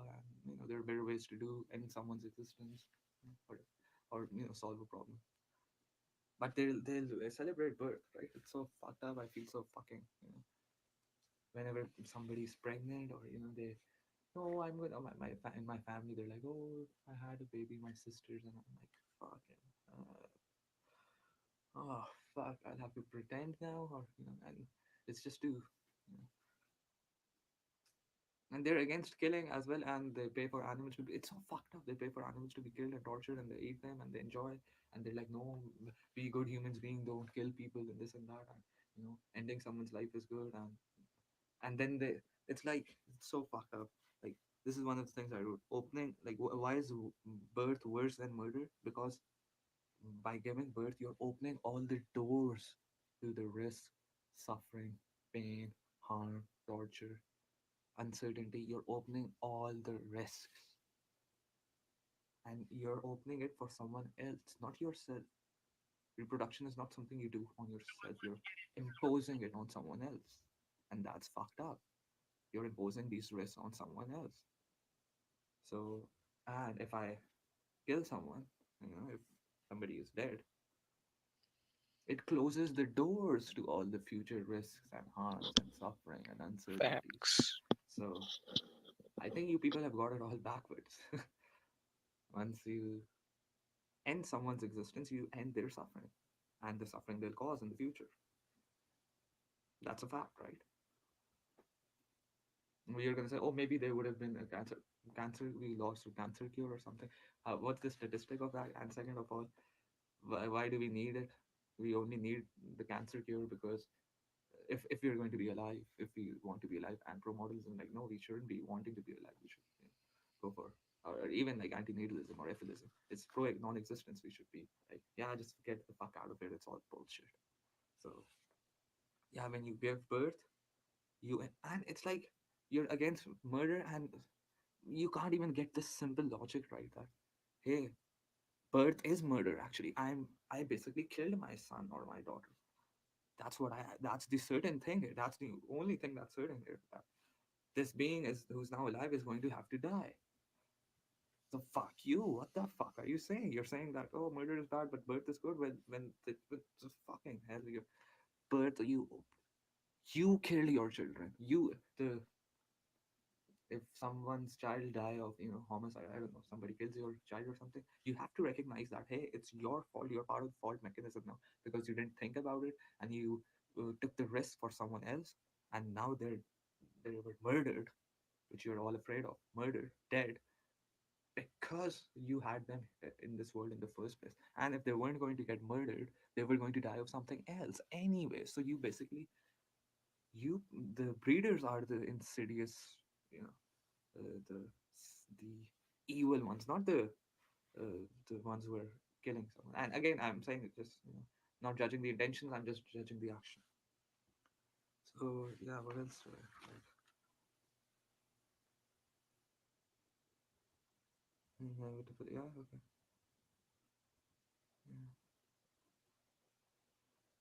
Yeah, and yeah, another point that I was, it's like once you, like, you will always be forced, right? Once you are, birth is a violation of your consent, right? That's just because you can't. And this is so stupid. People say this to me. How are your parents going to ask you for your consent to be brought in the world? I'm like, what? Just because they can't ask me doesn't mean that they can violate it. What do you? It's so stupid. It's so stupid. Oh, I'm in the room and there's a cute girl and I'm drunk and she's drunk too and she's unconscious now. She's knocked out. She doesn't feel anything. I'm trying to die. She's not waking up, but she's breathing. Maybe I can, you know. I can't ask for. I'm horny now. I can't ask for her consent. I just, I just rape her. What? Hey, how was I supposed to ask for her consent? You were unconscious. You weren't alive. You couldn't give me consent. Fuck you. So it's like, just because you can't ask consent doesn't mean you can violate it. And like this is the thing: once you're brought into existence, you're forced. Basically, somebody forced you into existence. And it's when you're, but now you once you're here, you can choose how you die, how you be murdered, whatever. So there's a choice, though. In the simplest sense, that existence, why birth is wrong, worse than murder, because birth opens existence, and existence is full of suffering, harm, and risk, and danger, and uncertainties. And death just ends it all, right? It ends it all. It is you if you know like you are here and you recognize that hey, existence is going to cause more problems, right? It's going to cause more problems. And when I was not alive, when I was asleep, when I was 100 years ago before I was born, I didn't have any problem, man. You know, same as for every other brain. And so if I if I kill someone instantly, like if somebody's having fun and blah blah blah blah blah, alone, they have no one, like they have no friends, nothing, right? No family, no friends, nothing. Just let me hit this. Let me continue with the thought experiment.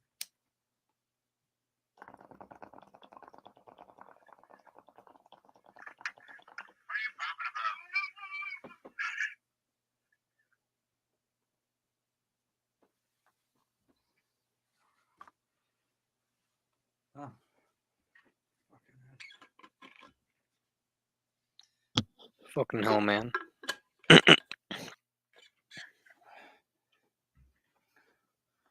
hell. So yeah. So what was I saying?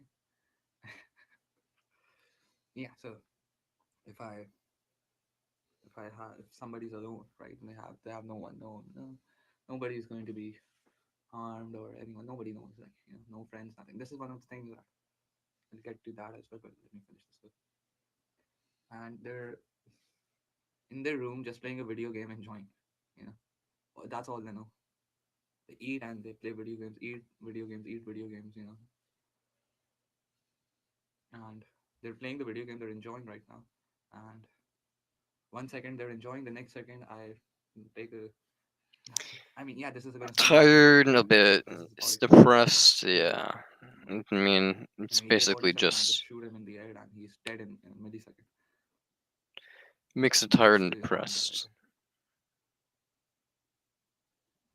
What was the harm? Who got harmed? He has no friends. He has no one to take care of. Nobody gives a shit. All he does is consumes and shits. If I kill that in the person instantly, what was Do the harm something that I fun did? tomorrow? Well, there's nothing fun to really So, do. But but if I'm gonna say to you that hey, I'm having this kid if I and find something that fun to kid is do, going I'll to do it, I be guess. born and he's I'll die, when he's 10 years old, but he'll I'm be going happy fishing, I anyways. guess, in the He'll morning, be, but you know, I'm frankly playing kind of video games tired and of. this and that, and he'll die in the end. Anyways. You'll be like, hey, I'll what's go this? fishing, I Why, guess. why are I'm you going doing this? fishing tomorrow. Yay. Why are you imposing this? Even this happy life that you're saying, why are you imposing this when you know that the kid is going to die anyways? Which you're against, apparently. Which you're like, no, we should put laws against it. And you're human beings, fucking hell, it's just too stupid. And this is just too logical, right? Just efficiently get rid of the you know the the people who are causing harm, right? Just kill that person who's causing harm instantly. What's the like? What do you need? Why do you need to prolong their Facts and existence? pro death You can't penalty. even make an argument to prolong your own existence. A good argument because of the price being paid for your existence. And you're gonna say, no, murder is a bad thing. Which I would say, yes, we shouldn't be. We should be intelligent enough and not be barbaric and you know be more rational and reasonable and find better ways to solve our problems. I agree with that. But if you're going to be so fucking inconsistent that you're going to say, oh, birth is going to be celebrated, which is the number one cause of death, that you're essentially saying that, hey, if somebody imposes death, that's wrong. But giving birth is celebrated? Like, what the fuck? What the fuck? And I don't even have to give you the other arguments that birth is fuck, existence is fuck. Like, you're forced, like, I'm being forced by you know, this mechanism, this biology to continue to exist, to eat, to you know get comfort, and it's bullshit. And I'm all constantly like, this is just my personal thing, right? People have got it fucking worse as they've got it. Disabilities, it's fucked up, right? So, and I don't even know what's going to happen to me in the future. It's so like we have so little control over it, and you're gonna put another player in this game and you're gonna celebrate it. That, hey, oh look, I have a baby. Oh, it's so cute. You. And when I'm gonna get a player out of this game, who's going to get out anyways, as much as he doesn't want to, he's not immune to death. You're not immune to death. I'm not immune to death. That is something. That is a bigger crime than putting someone here. What the fuck?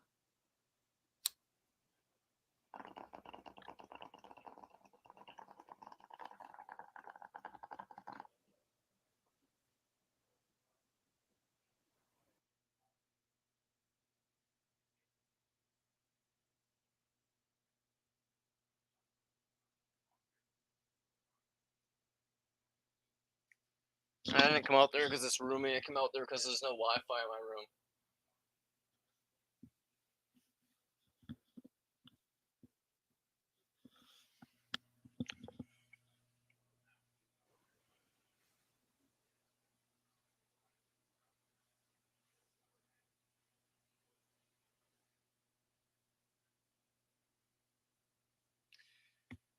Let's try my sibling out in the house.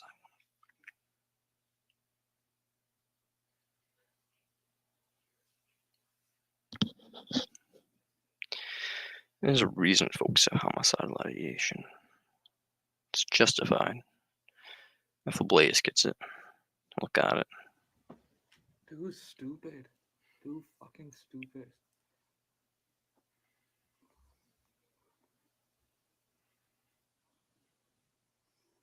So yeah, that's it. Like, consistency, people, consistency. Why isn't that important to? I don't get it. Like, even the I may or may not attend tomorrow. people who are, you know,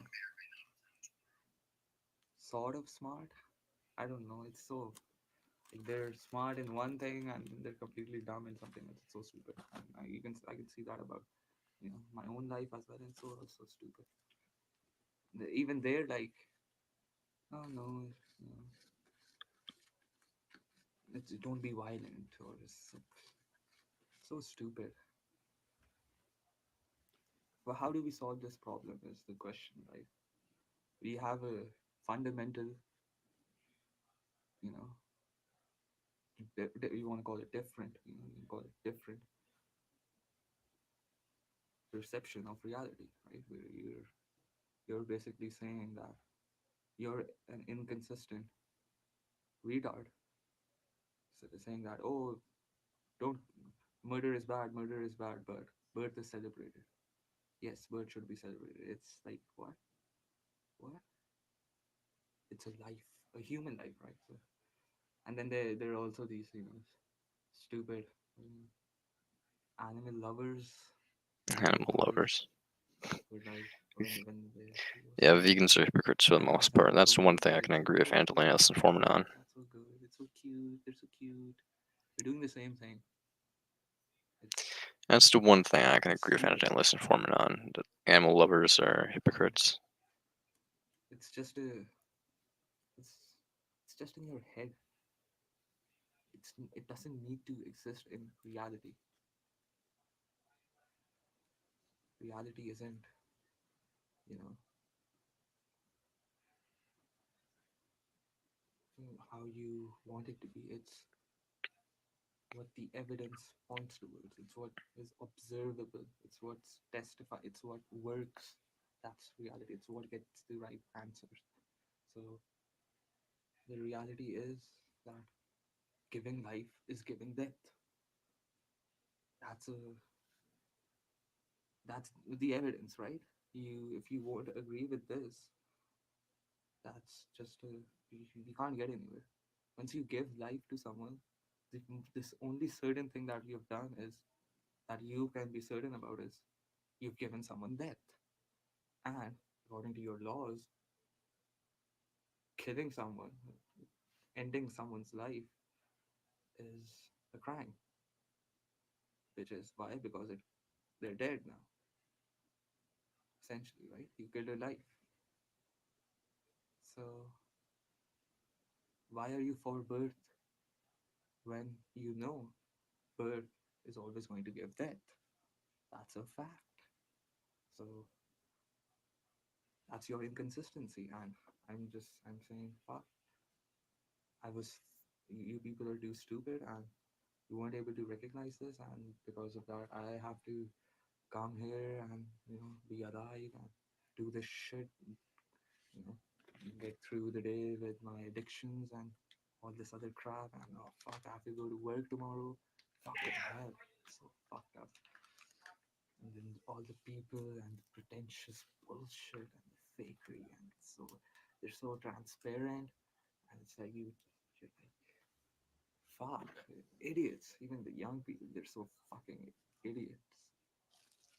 And it's like, what the fuck am I doing here? I should just get out of this shithole as soon as I can. It's so fucking stupid. But yeah, that's just what it is. You're stuck in this mess. Like fuck. These people aren't even trying to recognize that it's a mess. They're just so involved in their personal chases, their personal bullshit that oh I'll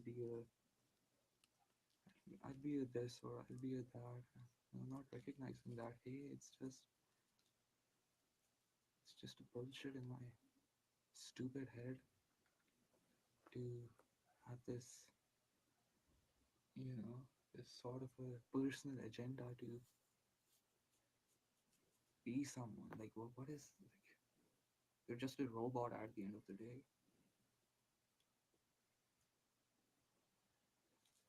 You know what I mean? You're just programmed by your surroundings, and they just keep on,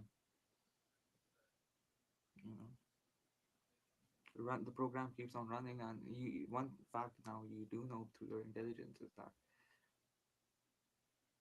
the program is going to stop one day, and that's it. It's just like that. The computer turned off. The difference is you felt the whole thing. The difference between you and the computer is you felt the whole thing, but the programming aspect is Exact same, unfortunate. it's like waking up, like sure, okay, I'm on top of this, like looking at Earth from above, and I'm seeing look at all these pests. It's all what's going on here. It's just eating and shitting, and that's it, right? Eat shit, fuck, eat shit, fuck. Eat shit. Fuck. What else is there to do? What's going on? Pretty And much. It's I'm just do like distractions. Eat shit. Distract. Fuck. riding my bike through the in the sun. I know it feels good occasionally, but the consistent ones are eat shit, fuck, and work. So I can't even yeah, fuck. So it comes down to it's just eating shit. and it's like Be bored. even if you're like Try to do procrastinating, useful things. Be a janitor. Clean up the if shit you of do other this people.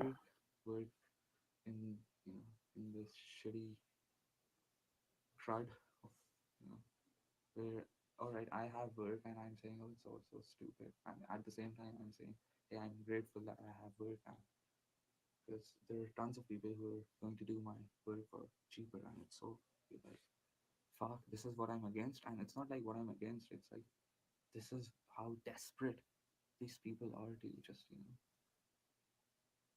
live. I want to live.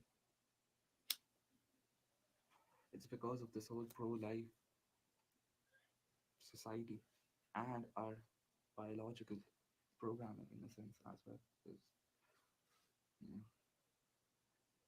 like he made a valid point in the sense that self harm is like you always feel oh like ending my existence is a self harm some kind of thing that oh fuck I'm going to die now you know just knowing that now and then that makes you feel sad and shit blah, blah, blah. Like it depends on the circumstance. If you're in a lot of pain, then obviously you're gonna say, "Fuck this, I'm gonna get out." And yeah, I've experienced that. When I've gotten sick from things, and I'm like, "Fuck, I can't take another day of this shit." So, and then I'm like, "Fuck, I want to get out of this shit. What the fuck?" And so I'm gonna get well. I'm gonna feel better, but then you're like back to the same old bullshit. Work, study, coding, fucking shit. For what to just like going to die again? It's so stupid. Like how about I just sleep a little longer and just forget about all this nonsense? Fuck this. So yeah, that's what you're imposing with death, and that's what I'm saying. Why the fuck did you do that to me? Who gave you the right to think that I or anyone else would, you know? Who gave you the right to presume that we'll be saying, yeah, okay, you did something good, yes. We feel all we all feel the same like you. Yes, it's all good. Brother's so fucking Yes, annoying. we're also stupid like you. We'll make believe stuff. No, that's not part of the fucking deal.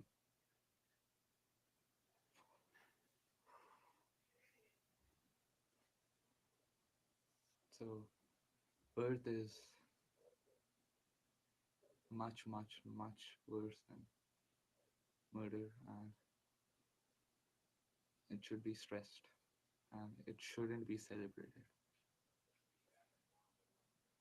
However you look at murder, whether you look at it as a good thing or a bad thing, you have to recognize and be consistent that yeah, birth is it, it doesn't need to exist in the first place. The murder thing doesn't need to exist. And number one cause of it is basically birth. Why? You murder by bringing them into existence. I have one. Hi, so one thing that many people have difficulty accepting when it comes to antinatalism is the pessimism usually associated.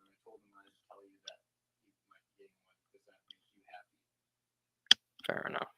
Doesn't make me happy, but Even though you went shopping with you like 2 weeks ago. You eat vegan food. well, I appreciate it, but nothing makes me happy. So Yeah, because apparently, how often do they shop for you like that? You told me they don't buy you food. they don't. Like, is that a rare occasion?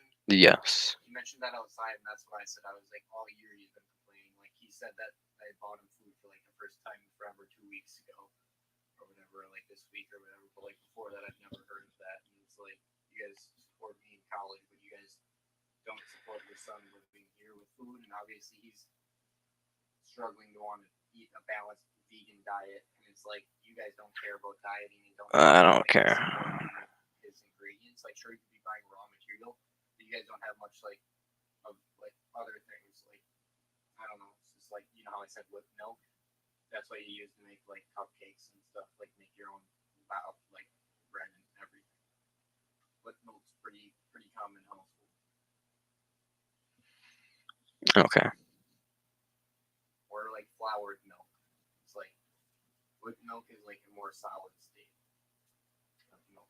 It's like used to make creams and pastes. Like if you want to make bagel paste or something, you know. If you want to make cream cheese, you can use whipped milk. If you want to make like cheesecake, you need whipped milk, like actual cheesecake. No, we're not fighting about food. My brother's just talking about food. I don't know why he's talking about food. Of course, I can get mad at people that don't know how to cook or take care of themselves. But of course, I could be more nice about it. But you guys are all adults. It's like Jesus Christ.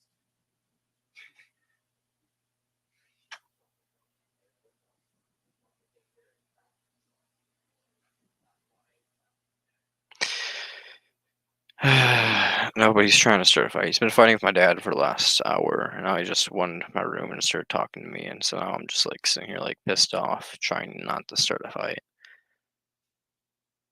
And he's just whining about parents and stuff like that, and it just pisses me off because I'm an antinatalist. I generally don't think anybody should be brought into existence. Yet I don't bitch about my parents very often. Yet he wants to have children of his own and bring people into this world to suffer and die.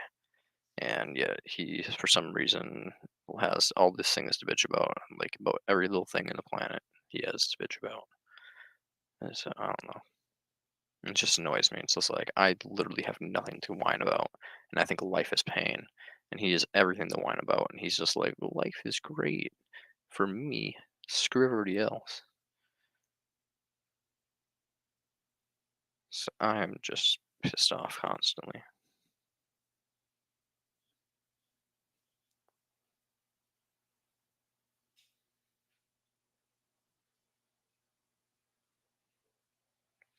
Sharks don't know that Kurt Cobain existed.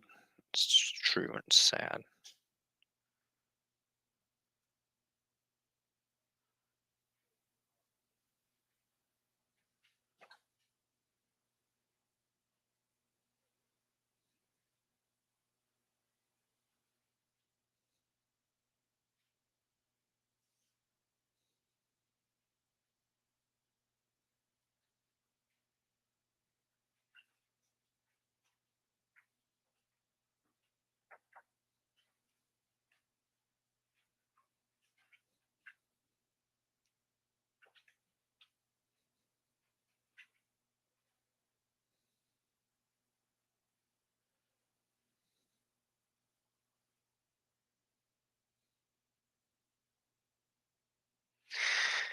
I'm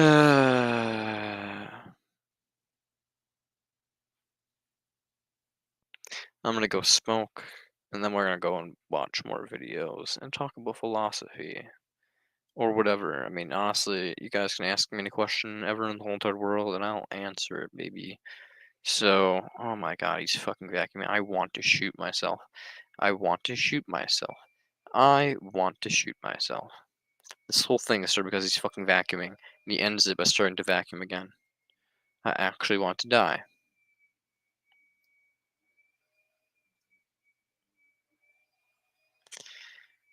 Holy fucking shit.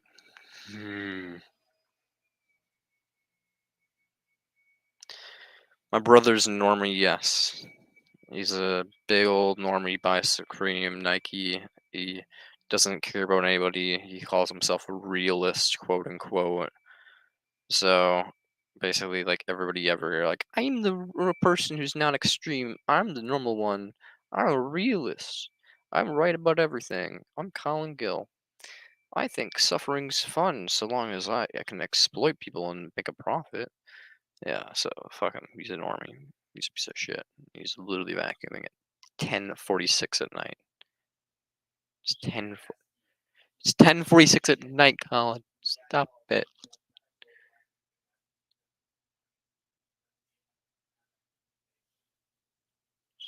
10:46 at night.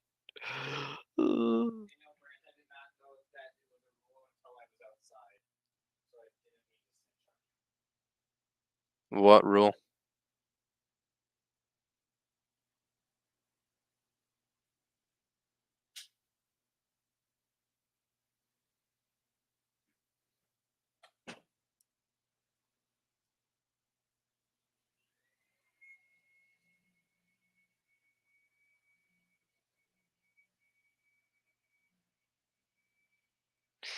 Anyways, yeah, my brother's kind of a normie, but he's annoying.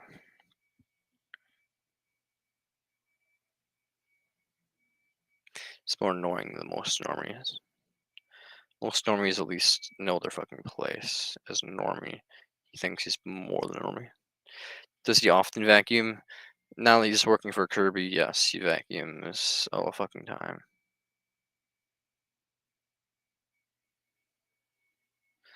I kind of just want to die, man.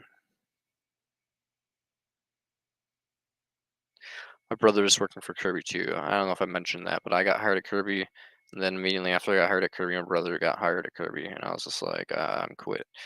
But basically, the day I quit at Kirby, my brother got hired at Kirby, and I was just like, congratulations, Jeff, I quit, and then he got hired. Do you have a Kirby? My brother has a Kirby because he is trying to sell them for, so basically gets to have one in his car. So basically, he's just been using the Kirby nonstop, and it's really fucking annoying.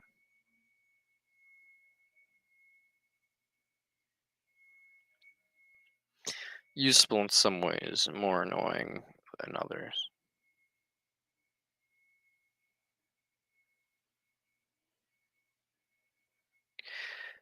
Uh,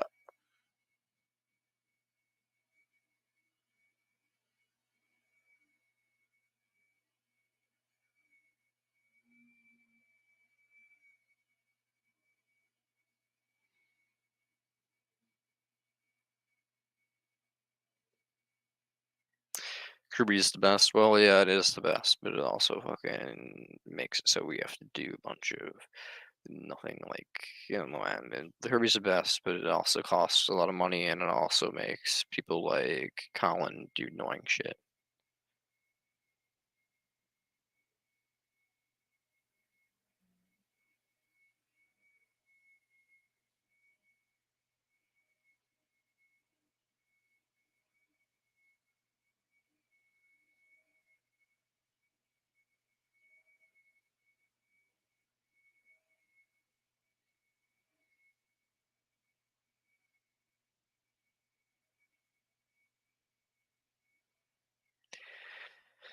Uh, I am gonna go and smoke, and I'll be back in a bit.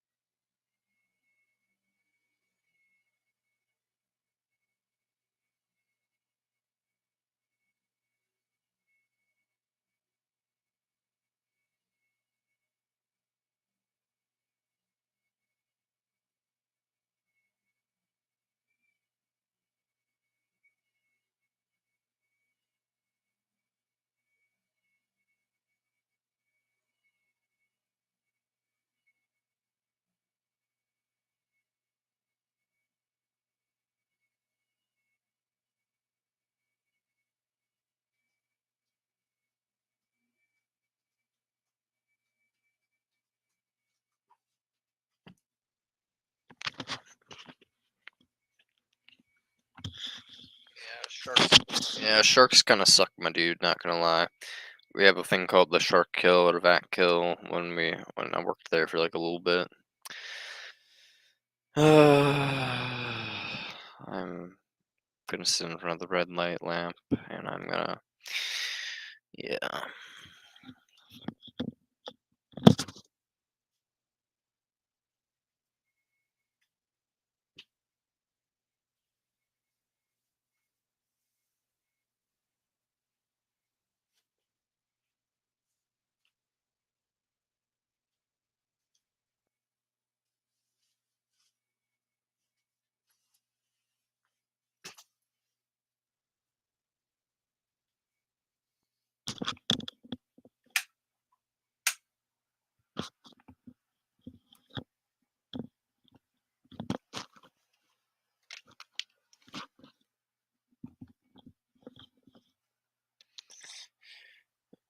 Here we go. Associated with it. So the view that there's more bad in our lives than there is good. This sort of pessimism, though not refuted, is very often dismissed or is met with obstinate resistance. Now, obviously, I think we have every reason to hold a pessimistic view of the sort. I think that it provides an excellent reason for not creating more life. But precisely because it is so difficult for people to come to terms with and accept this pessimism, I think it's important to point out that there are non-pessimistic reasons as well for not engaging in the act of procreation. So one is the argument concerning consent. Now, in this case, lack of consent. So one could argue that we have no right to create a being without their consent in the first place, Oh, irrespective of the quality of life. Now, whether or not this argument requires a pessimistic account of life to be fully compelling, I think is, debatable. But another non-pessimistic argument is the argument about adoption. This argument, it should be said, doesn't show that procreation is always wrong, but I think it can nevertheless provide a strong reason for accepting an antinatalist position, however qualified. So the argument here is pretty fundamental. fuck yeah. Those Just who swallow don't my exist antipsychotics don't need and our I'm gonna help. swig Why? it Because they down don't exist. They are. with But there some are plenty of alcohol existing as individuals, one this is both as human God and not human, intended. other animals, who do need our help, The ultimate who are combo: in need of a home, a antidepressants, caretaker, and when these needs antipsychotics, are and not sufficiently alcohol. met, they generally go Truly through life being precariously a and face healthy very individual, serious being emotional and alive. physical pain and distress. Surely, it is more urgent to help those in need than to create more of the same need. So we should instead adopt. And now there are people, and many people in fact, who will object to this and declare that there's no greater bond than that between a parent and their biological child. It's too late, But of course, Kane. there are many I'm children already doing that. abandoned My by their clinical biological depression parents. is gonna That's skyrocket by exactly the end of the night. But see, I'm already depressed, so why not make myself more inebriated and also more depressed all at the same time? So we're not a healthy individual, but I'd rather be fucked up and sad than sober and mildly sad. I'd rather be really sad and not sober than sober and still fucked up. So that's the way I look at it.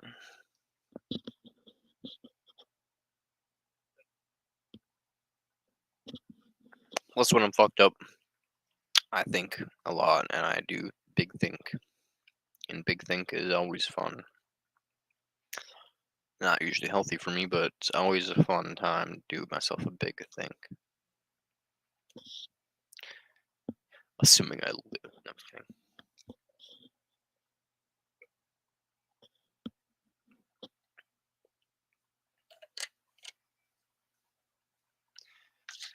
But yeah, it tastes really good. I guess tang and lemonade. Tang and lemonade. Tang and lemonade is a solid combo.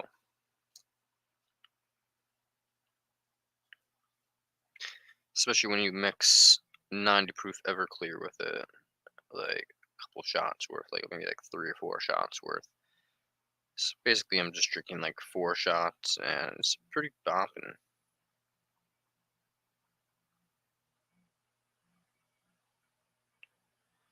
It takes place at a church. It's just go back to traffic. It's just turn on.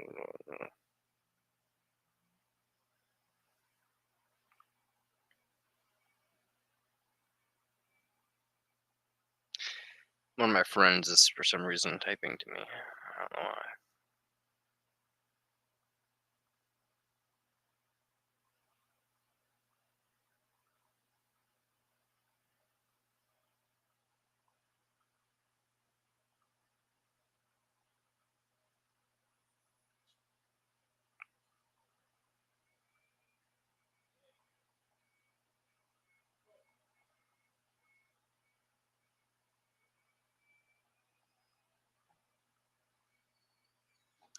I'm not sure about the sushi because I'm not a big fan of sushi, but I can definitely down to watch the movie if y'all.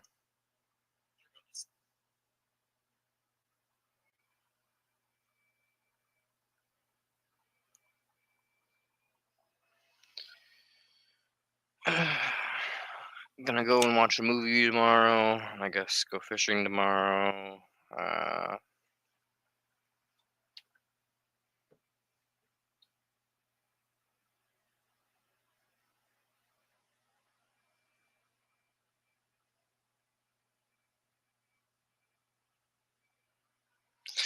Anyways, let's watch the rest of this video.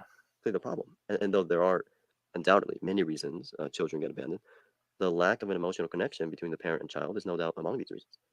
But also, people who say these sorts of things probably have never actually tried Fair it enough. out I suppose I might be and down to therefore are go. not really in a Maybe. position to make such claims with such confidence.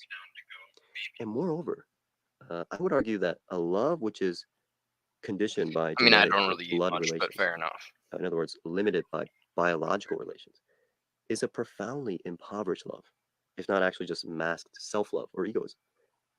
But again, to just restate this point, why create more need when the world is already overflowing with need? As I mentioned earlier, this argument doesn't by itself show that procreation is always wrong. It does, however, show that provided that there are individuals in serious need, which is certainly the situation we're in currently, we ought to attend to these existing needs Thank you. rather than continuing to create more need. And this is a view which doesn't require a pessimistic view of life. So that's all for now, and thanks for listening.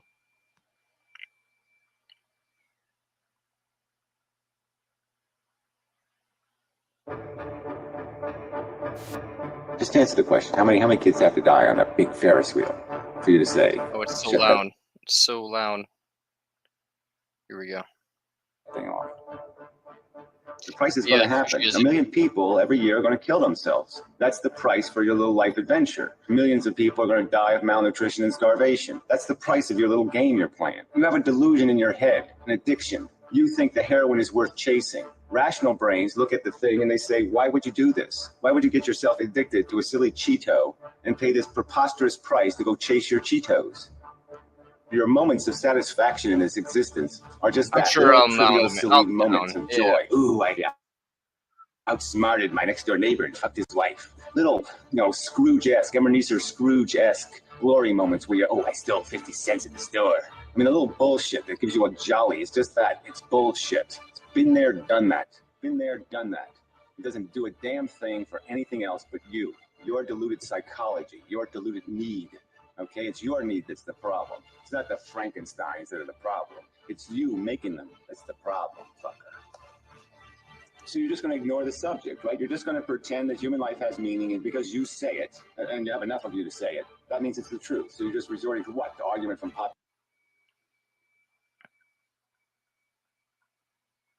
Hello YouTube. In this video we're going to look at some of the recent philosophical work on misanthropy. Now, colloquially, misanthropy refers to a dislike or hatred of humanity. As a philosophical position, misanthropy is probably better defined as a moral condemnation of humanity, a strongly negative moral judgment of humanity as a whole. This may or may not be associated with feelings of hatred. Indeed, as we'll see, there are many different ways of living out misanthropy. But first, why be a misanthrope? Well, it's pretty obvious that humanity exhibits some severe failings, at least relative to standard moral codes. Ian James Kidd, who has done quite a bit of work on misanthropy, gives a brief list of some of our flaws: arrogance, cold-heartedness, dogmatism, greediness, hypocrisy, insensitivity to beauty, myopia, moral laziness, selfishness, shoulder-shrugging indifference to the suffering of others, violence, wastefulness, and so on. No doubt this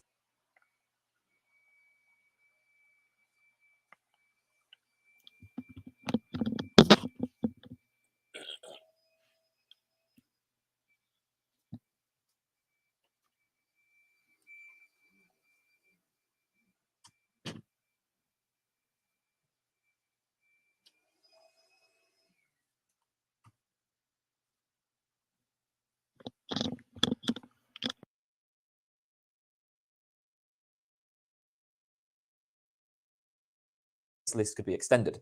Now, of course, different misanthropes will probably produce different lists, right? A secular left-wing misanthrope might focus on violence, inequality, domination. A conservative religious misanthrope might focus on godlessness or lack of respect for traditional values or something like that. Maybe like an elitist misanthrope might focus on ignorance and irrationality. There are many dimensions on which humanity might be said to fail.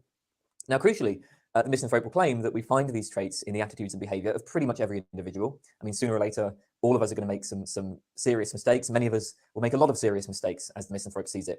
We also find these traits built into our institutions.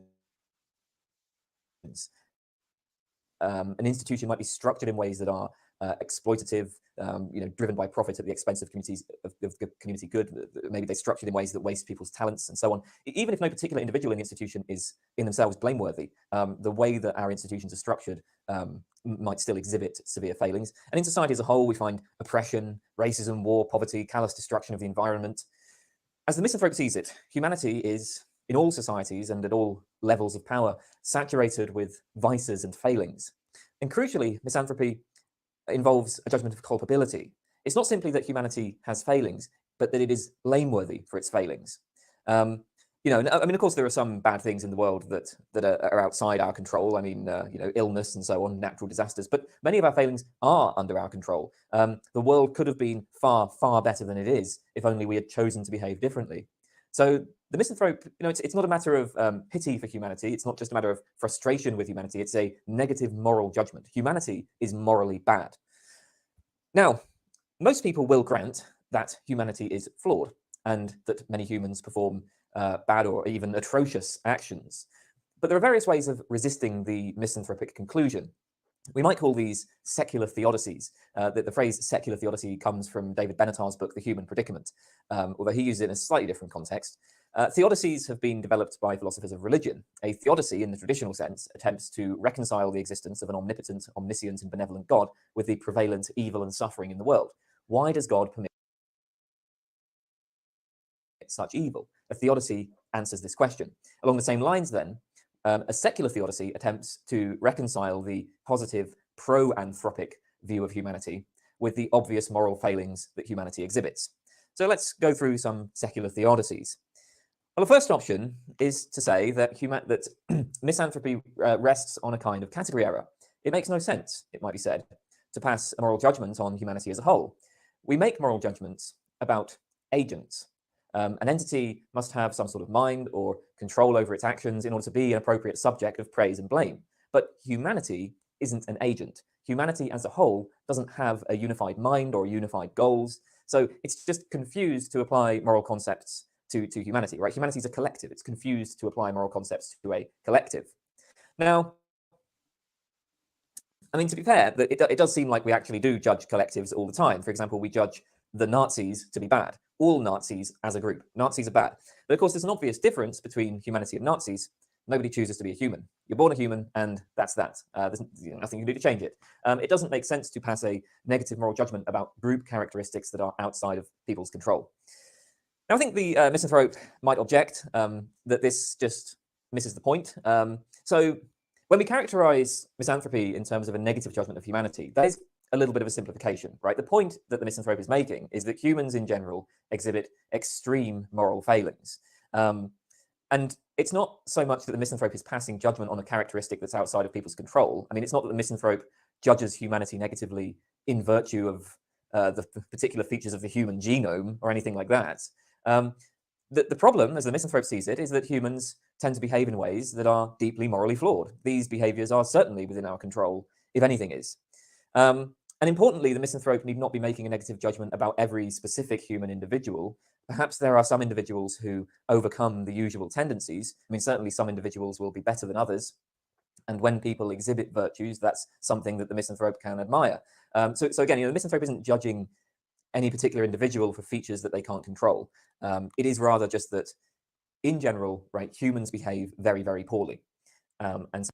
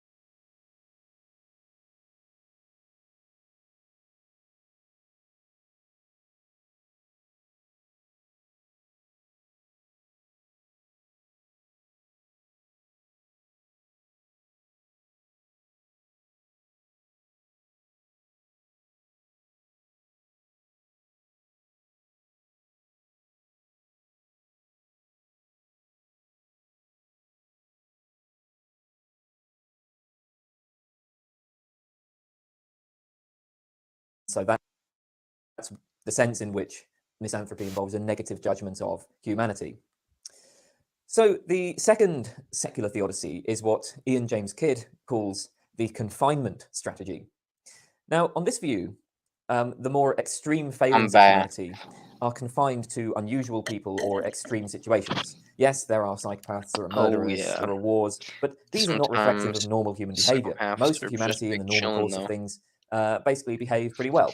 So the point of the confinement strategy is that the kinds of behaviors that the misanthrope objects to are confined to relatively rare situations. And I mean, there is an important point here, right? Like, we can list the terrible things that humans do, but we can also list lots of good things that humans do. So, what are we it's doing? like, yeah, I mean, if you just focus on the bad things, then that's going to seem to support a very negative judgment. We're But doing I can shit list for loads of shit wonderful things cosmic that humans have done but we're not even that would doing put that us in a much better light. I can How the sort of talk about, intentions matter, say, charity, still.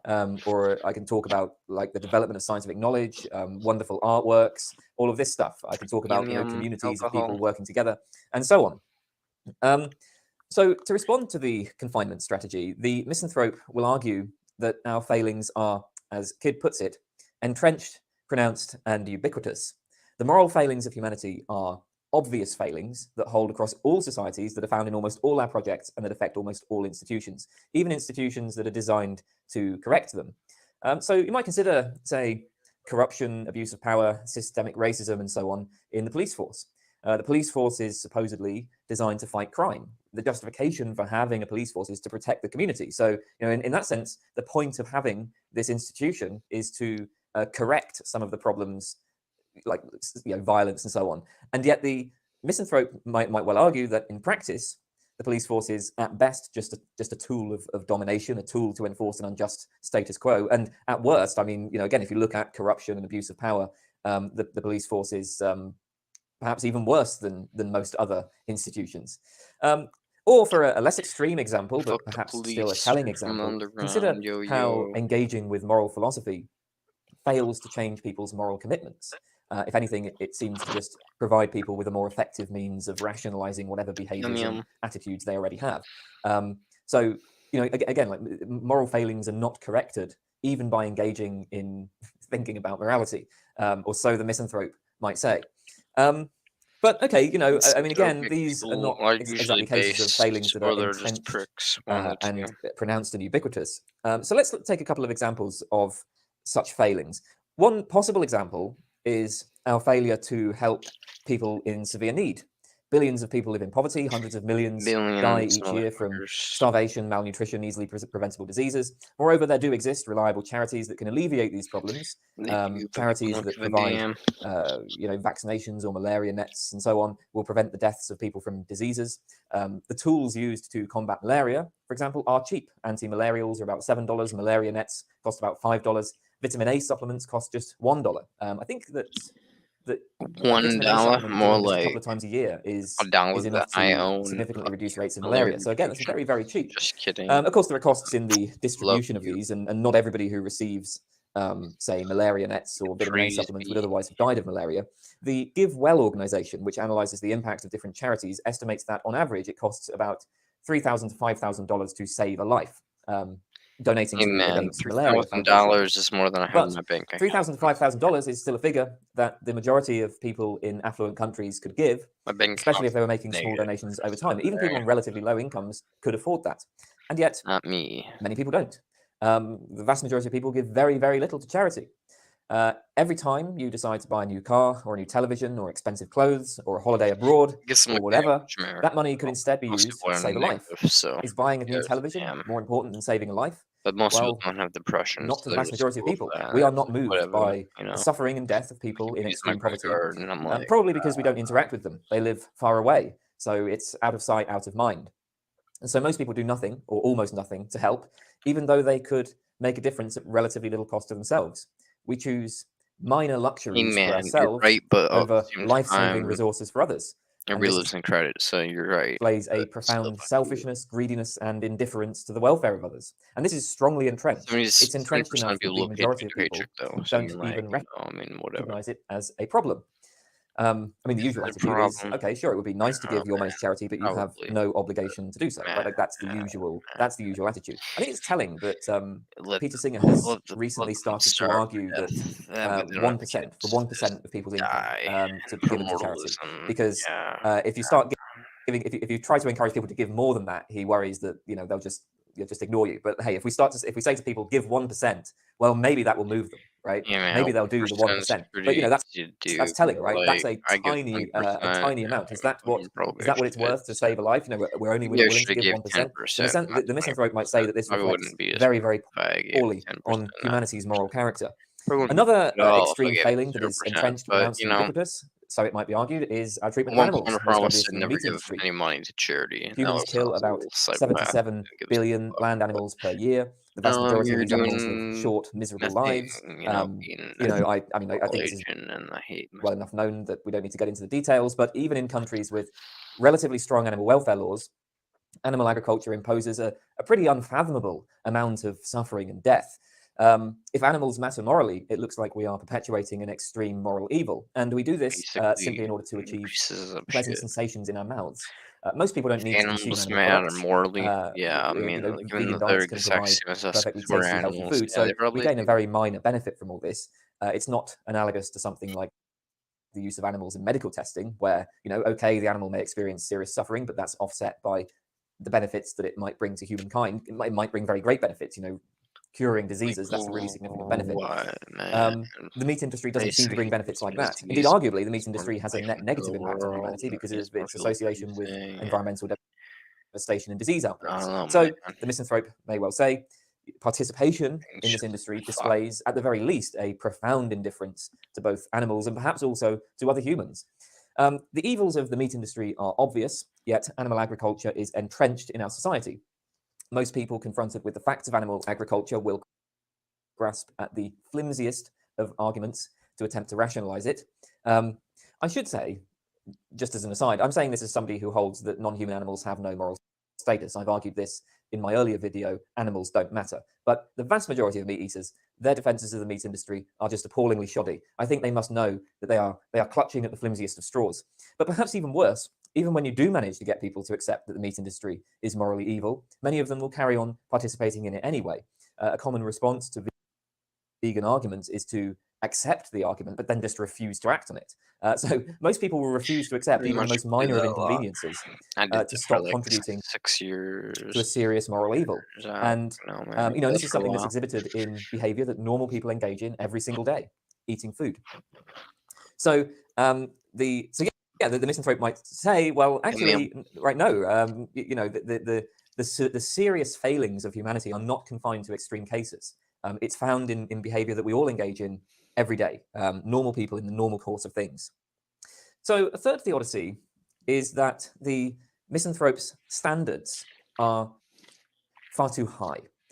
Of course, Our we're going to end standards up can judging never be humanity high negatively enough. if we're perfectionists. We're always So, low ball the ourselves. misanthrope Just might well argue, shouldn't be hey, hang on, wanna you're live, choosing wanna to feel buy a good nice about pair of shoes ourselves. rather than use that money to save a life. Evolution. But then we might object, well, there's no moral obligation to Excuse to live. forego luxuries in order to give the money to charity. Evolution. It would be nice if people did it, but it's supererogatory. It goes beyond the call of duty. So that's that we can't use that as grounds for condemning humanity as a whole. So the question here is, by what standard should we judge humanity? Well, philosophers defend all sorts of crazy moral positions, and some of those might make very strict demands on our behavior. But if we look at things from the point of view of common sense morality, the moral standards of ordinary people, then, so the argument will go, humanity is generally good. Like, sure, if we accept strict utilitarianism, then yeah, it's going to turn out that humanity is a total failure. But the problem here is not with humanity, it's with strict utilitarianism. Utilitarianism is wrong, and so is every other moral theory that imposes such strict standards on our behavior.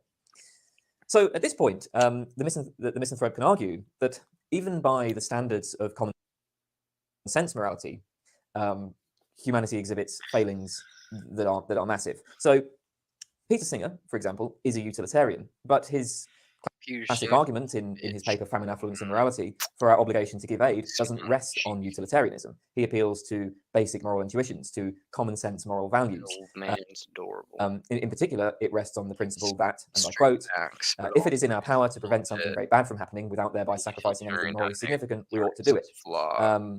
And okay, that seems a little bit, that seems like a common sense principle, arguably. Singer asks us to imagine that we are walking past a pond with a drowning child in it.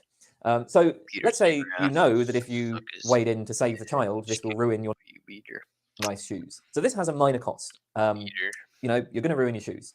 Even so, there is just no question for Singer that you should save the child. And that does seem to be a consequence of like common sense morality, right? Like if you can save the child's life at a minor cost to yourself, then you're obligated to do so. We would think that a person who just leaves the child to die I'm going is fishing with my dad, and morally reprehensible, right? Like that would be an awful, morally vicious thing to do.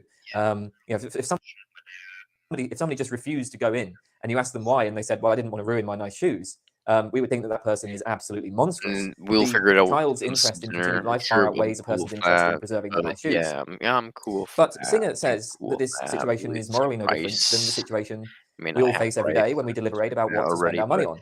We can make some right. You sure you don't want to go over to my house buying new shoes, or you could donate that money to a charity where it could be used to purchase resources that would save a child's life. Just kidding. Now, of course, the child in the pond is only walking distance, whereas children dying in the I'm down 100% for the movie. live on the other side of the world. Yeah, but man. Why would distance matter? Why would that lessen your obligation? Surely what matters is that you have the ability to help, you have the ability to act, and in both cases you can act so as to I'm going save fishing like 6 in the morning, and so or take back at, like, the 1 misanthrope's o'clock in the afternoon. appeal to the so, meat industry. We might respond to this by saying, well, look, it's just part of common sense morality that animal lives are worth less than human lives. So even if the meat industry is kind of bad, it's not a terrible moral evil. Again, the misanthrope is holding humanity to a standard that is unreasonably high. So okay, let's think about this. Nice. 77 billion animals are killed per year in animal agriculture. That's just the land animals. So the Theodicy says the misanthrope is overstating the degree to which animals deserve moral consideration. And I mean, just to put a number on it, let's say that animal life is worth, 1/10,000th of a human life. Well, then 77 billion animals is equivalent to 7.7 million humans. That is a holocaust every year simply to provide a nice taste in the mouths of humans. Now, I mean, maybe it doesn't make sense to compare the value of human and animal lives in this way. Maybe we'd want to say that human life is infinitely more valuable than animal life. But the vast majority of people think that animals count for something. We shouldn't make them suffer terribly for trivial reasons.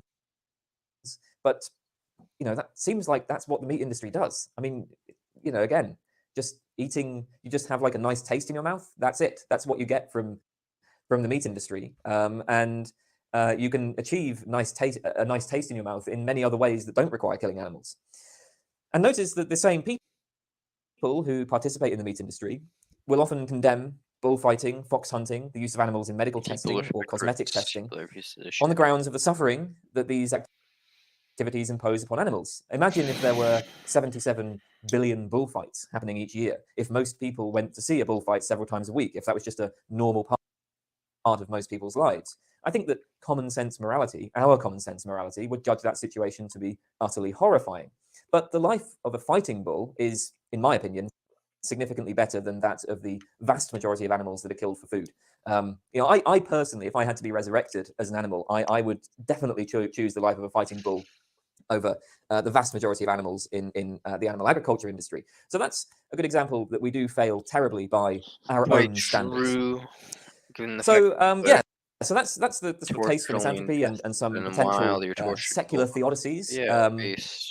Okay, so let's say that we come to accept misanthropy. We do indeed want to morally condemn humanity. Well, how do we live with this, right? I mean, misanthropy isn't I'm drinking an abstract doctrine and lemonade combined with some Everclear, baby. Concerns of our life. I mean, it changes our experience of the world. It changes how we think about, you can't even other people and ourselves. And it gets you so how should misanthropes live?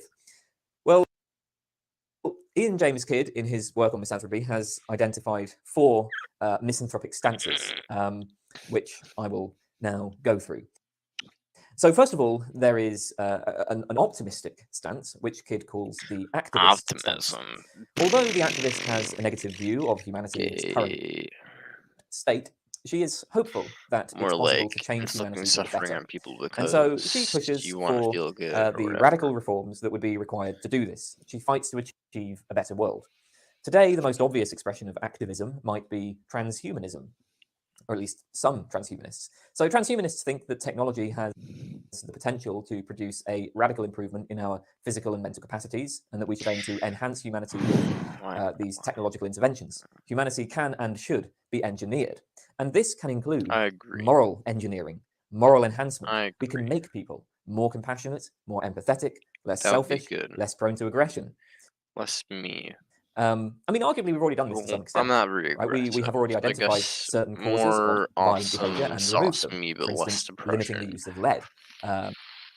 So, you know, we've done this in a sort of rather You could make scattershot sort of me way, without but the depression would be transhumanists will probably say pretty that great there should be for that all of we can and humanity. should develop technology that directly improves people's moral characters. At the other extreme, just to give you a sense of the Also help diversity of homicidal positions available ideation. here, there is Good. anarcho-primitivism. According to the Because it might be a little anarcho-primitivist, bit risky. the corrupting man. influence is civilization itself. So, you know, the anarcho-primitivist thinks we're not going to be able to use technology to significantly improve our condition. Rather, we would improve our condition by dismantling civilization and returning to something like a hunter-gatherer Return lifestyle. to monkey. I have a video on anarcho-primitivism if you want to learn more about it. Monkey. Now, I should note that neither transhumanists nor anarcho-primitivists are necessarily misanthropes, because they're not necessarily making a moral condemnation of humanity's current state. The point is that for people who are misanthropes, both transhumanism and anarcho-primitivism might offer hope of amelioration. You know,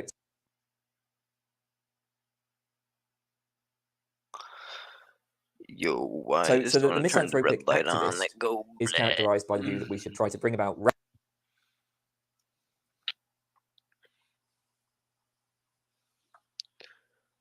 where be the eye? radical changes to improve Covering. humanity. So one problem No with clue. the activist stance Yep, you do. is that oh, I found it.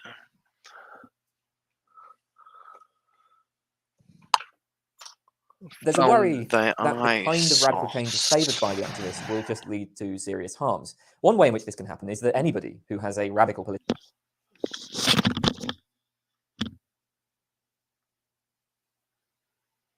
platform is likely to meet with resistance, and so may end up favouring authoritarian measures in order to push the changes through.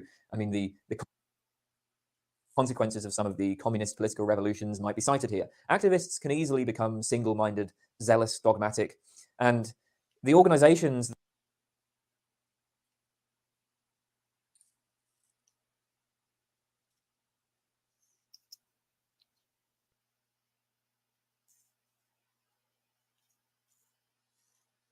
that are designed to bring about social change can become corrupted, and they end up focusing more on maintaining and expanding their power than on improving humanity. Or they may become captured by the very forces they're designed to resist, as in regulatory capture. So, you know, this is one worry, right? Like the very act of trying to make radical changes might, in itself, end up producing a lot of harm through these sorts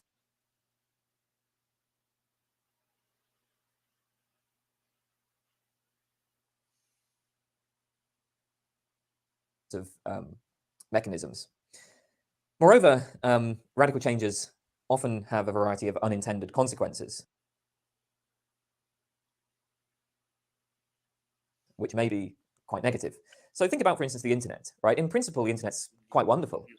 It opens up the possibility of a sort of free so much knowledge and like titties. Global community where all participants are on equal ground, where there's a kind of genuine marketplace of ideas where all information becomes accessible.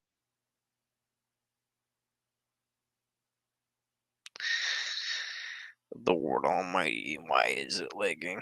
The red light's just like because To everybody, knowledge is limited. and you know we can all sort of reason and debate with each other and kind of work things out in that sort of way. But there's a good argument that the internet has been corrupted, that now it simply spreads misinformation, keeps people in echo chambers. It's become dominated by corporate interests. It's been used to erode privacy rights, harvest people's data. It increases the ability of powerful interests to manipulate the population. Think of things like the Cambridge Analytica scandal, and so on. So the internet, originally a tool that liberated people, is transforming into a powerful tool of domination. And if the condition of humanity is as poor as the misanthrope thinks, then that's not really a surprise. Any technology that humans develop can be put into the service of oppression and domination. Even putting this point aside, we might object that activist programs are not suited to achieve their goals in the first place. So transhumanist activists want to reform humanity by engineering moral goodness. But suppose we did start engineering character traits. What kind of traits would really be favored? Well, it seems Big most likely kitties, that people would choose fat traits that would dicks. increase the Oh, chances of man. themselves or their children succeeding in society Don't as it know if is. I'm gonna They be choose traits like disgusting, but that intelligence, was temperance, athletic ability, courage, and so on. But it's not clear that this would do much to improve moral character. People would still be just as self-interested, just as indifferent to the plight of others, just as likely to participate in oppressive social structures. Indeed, these interventions might even worsen inequality if the character enhancements are available primarily to the rich. It would make the rich better at enforcing their class interests. Be rich, don't they now? So there's a general question for the activist, which is, given that any attempt to radically reform the human condition must itself be enacted by humans, why should we think that this attempt will not itself be corrupted by the flaws of humanity? What reason do we have to think that your activist program is going to escape those flaws? So those are some problems with the activist stance. Now, as I said, the activist is misanthropic, but optimistic. The other stances are a bit more pessimistic. So a second stance is what Kidd calls the enemy stance. As the enemy sees it, humanity cannot be improved. Instead, the enemy's goal is to eradicate humanity. The world would be better off without humans, and that is the world we should try to bring about. In extreme cases, this might lead to hatred of other humans or to acts of violence and destruction. You see this occasionally in some of the more extreme environmental activists. In the 90s, for example, people affiliated with the environmentalist group Earth First published articles promoting AIDS. Humanity, as they saw it, was a plague, and we should welcome the disasters and diseases that might help to eradicate that plague. Whether the enemy will be driven to these kinds of violent thoughts depends, of course, on what exactly grounds their misanthropy. For environmental misanthropes, their judgment of humanity is based on its environmental impact and its treatment of other species. Or consider religious misanthropes, who might judge contemporary humanity for its godlessness, sexual impurity, materialistic consumption. There's nothing inconsistent about people with these values turning to violence. As we've seen, however, many contemporary misanthropes detest violence and cruelty. It is precisely their abhorrence for violence that leads them to their misanthropic position, that leads them to judge humanity negatively.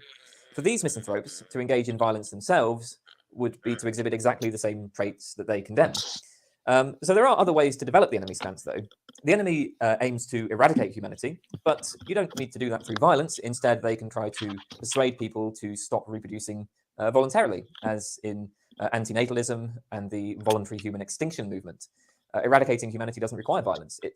You can achieve the same end if we all just agree to stop reproducing. Then the human race will go extinct, and the misanthrope thinks the world will be better off for it. Of course, the problem here is that's never going to happen. People are going to continue to reproduce, no matter how compelling the arguments against it are, no matter how much positive reinforcement you provide for those who do not reproduce. There are just too many people who are too strongly attached to the goal of reproduction. But then, given the misanthrope's negative judgment of humanity, this isn't so surprising. Once we recognize the flaws of humanity, we should, the enemy says, stop reproducing. But for exactly the same reason, namely the flaws of humanity, we're not going to stop reproducing. Humans will continue producing new generations of humans because humans are deeply flawed. So humans continually do what they ought not to do. So this particular view is kind of hopeless, but maybe hopelessness is an appropriate reaction to the human condition. Okay, a third stance is the fugitive stance. The fugitive's goal is retreat. She attempts to flee from society. Perhaps she is driven by fear of the harm that humanity does. So maybe she thinks, if she remains in society, she's going to become a victim of exploitation or oppression. To live alone is the only way to live freely and autonomously. Or perhaps she's driven by the worry that society will have a corrupting influence on her own moral character. This is common in the sort of religious misanthropic practice, flee to a secluded community, free from temptations towards, consumption or sexual pleasure or whatever. So fugitivism at its most extreme involves attempting to live entirely alone, off-grid. More modestly, it can involve fleeing to a smaller community of like-minded individuals. Both of these have problems. So most obviously, living alone comes with extremely high personal costs. To live alone in the wilderness will mean giving up a lot of comforts. You'll have to learn how to gather food. You'll have very limited medical care. And in any case, humans seem to be social animals. Most of us require social interaction for our own psychological well-being. So this is not going to be an easy choice. The problem with fleeing to a small community is, well, you haven't really fled. From the misanthropic perspective, any community is likely to evince the kind of flaws that normal communities Life exhibit. is Even if pain, communities no feel matter now, what. it probably won't stay that way for long. The moment people organise in communities, hierarchies are going to form. Some people will acquire power over others. They're going to use this for their own Life ends, is exploiting and oppressing others. And you're going to start seeing abuse and so on, and all these other problems. I mean, just look at religious communities that are designed to be free from sexual temptation, but that end up with high rates of sexual abuse. Again, we can ask the fugitivist the question we put to the activist. Given that any community that attempts to free its members from the vices of the human condition must itself be created and maintained by humans, what grounds are there for optimism that this community will not itself be corrupted by those vices? Fourth, the quietist stance. This is a stance of resignation. Quietists accept that humanity is irreparably flawed, and then they just try to get on with their lives as best they can. There's nothing we can do to significantly reform humanity, nor is there any point attempting to eradicate humanity, and you gain nothing from fleeing. You only make yourself worse off. So the quietist simply carries on. Of course, this is not to say that she has the same attitude as she did before becoming a misanthrope, but quietists will focus more on cultivating personal virtues and on doing, on sort of, they'll try to live in accordance with their virtues, and they'll try to do what good they can through their own actions. They make positive contributions, but without having any illusions that these will lead to significant changes. Having acknowledged the fundamental flaws of humanity, the quietist will do her best to avoid getting involved in the worst projects. For example, she might try to avoid taking leadership positions in hierarchical institutions if she thinks that the powers associated with such roles will tend to corrupt people. So, she can try to identify the worst sort of institutions and the worst sort of projects and avoid them. And again, she can maybe just try to help out, and she can try to live in accordance with her values, and that's it. That's perhaps all we can do, but we should still try to do the best we can. So Kidd describes quietism as, and I quote, a philosophy of personal conduct adapted to an unresponsive world.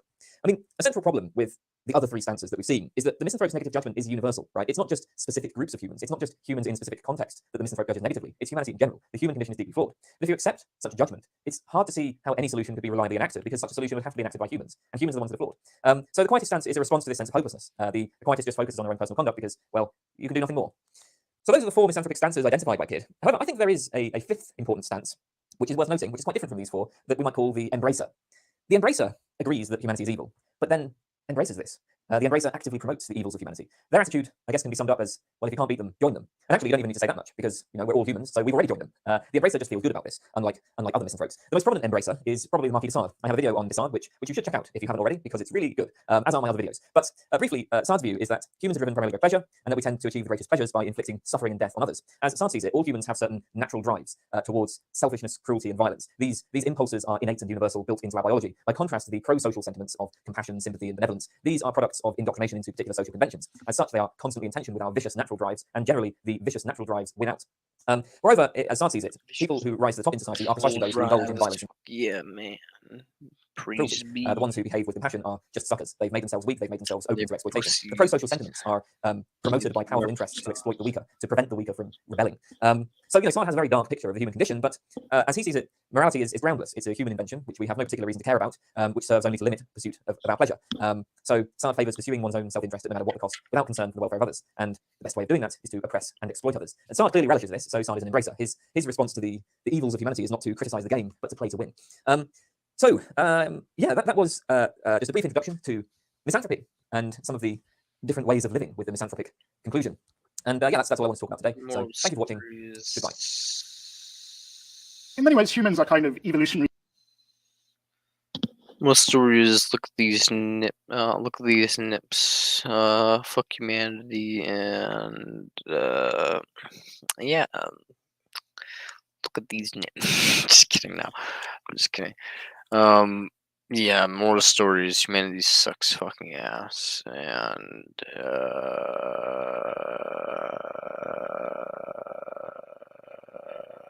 don't want to do shit for shit, man. Why am I alive?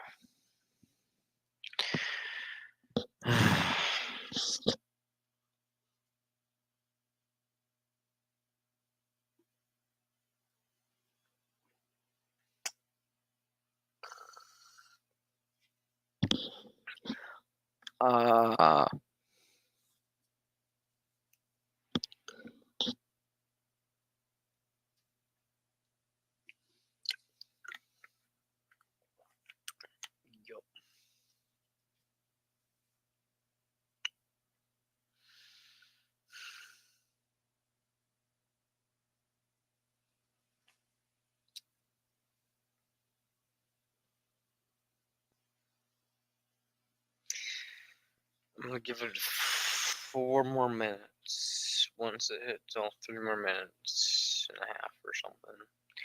Once it hits total 5, nobody's here but whole 5, which is in 3.5 minutes. I am gonna close the stream. But until then, we're just gonna straight vibe. Y'all, what's up, man? Vibing, y'all.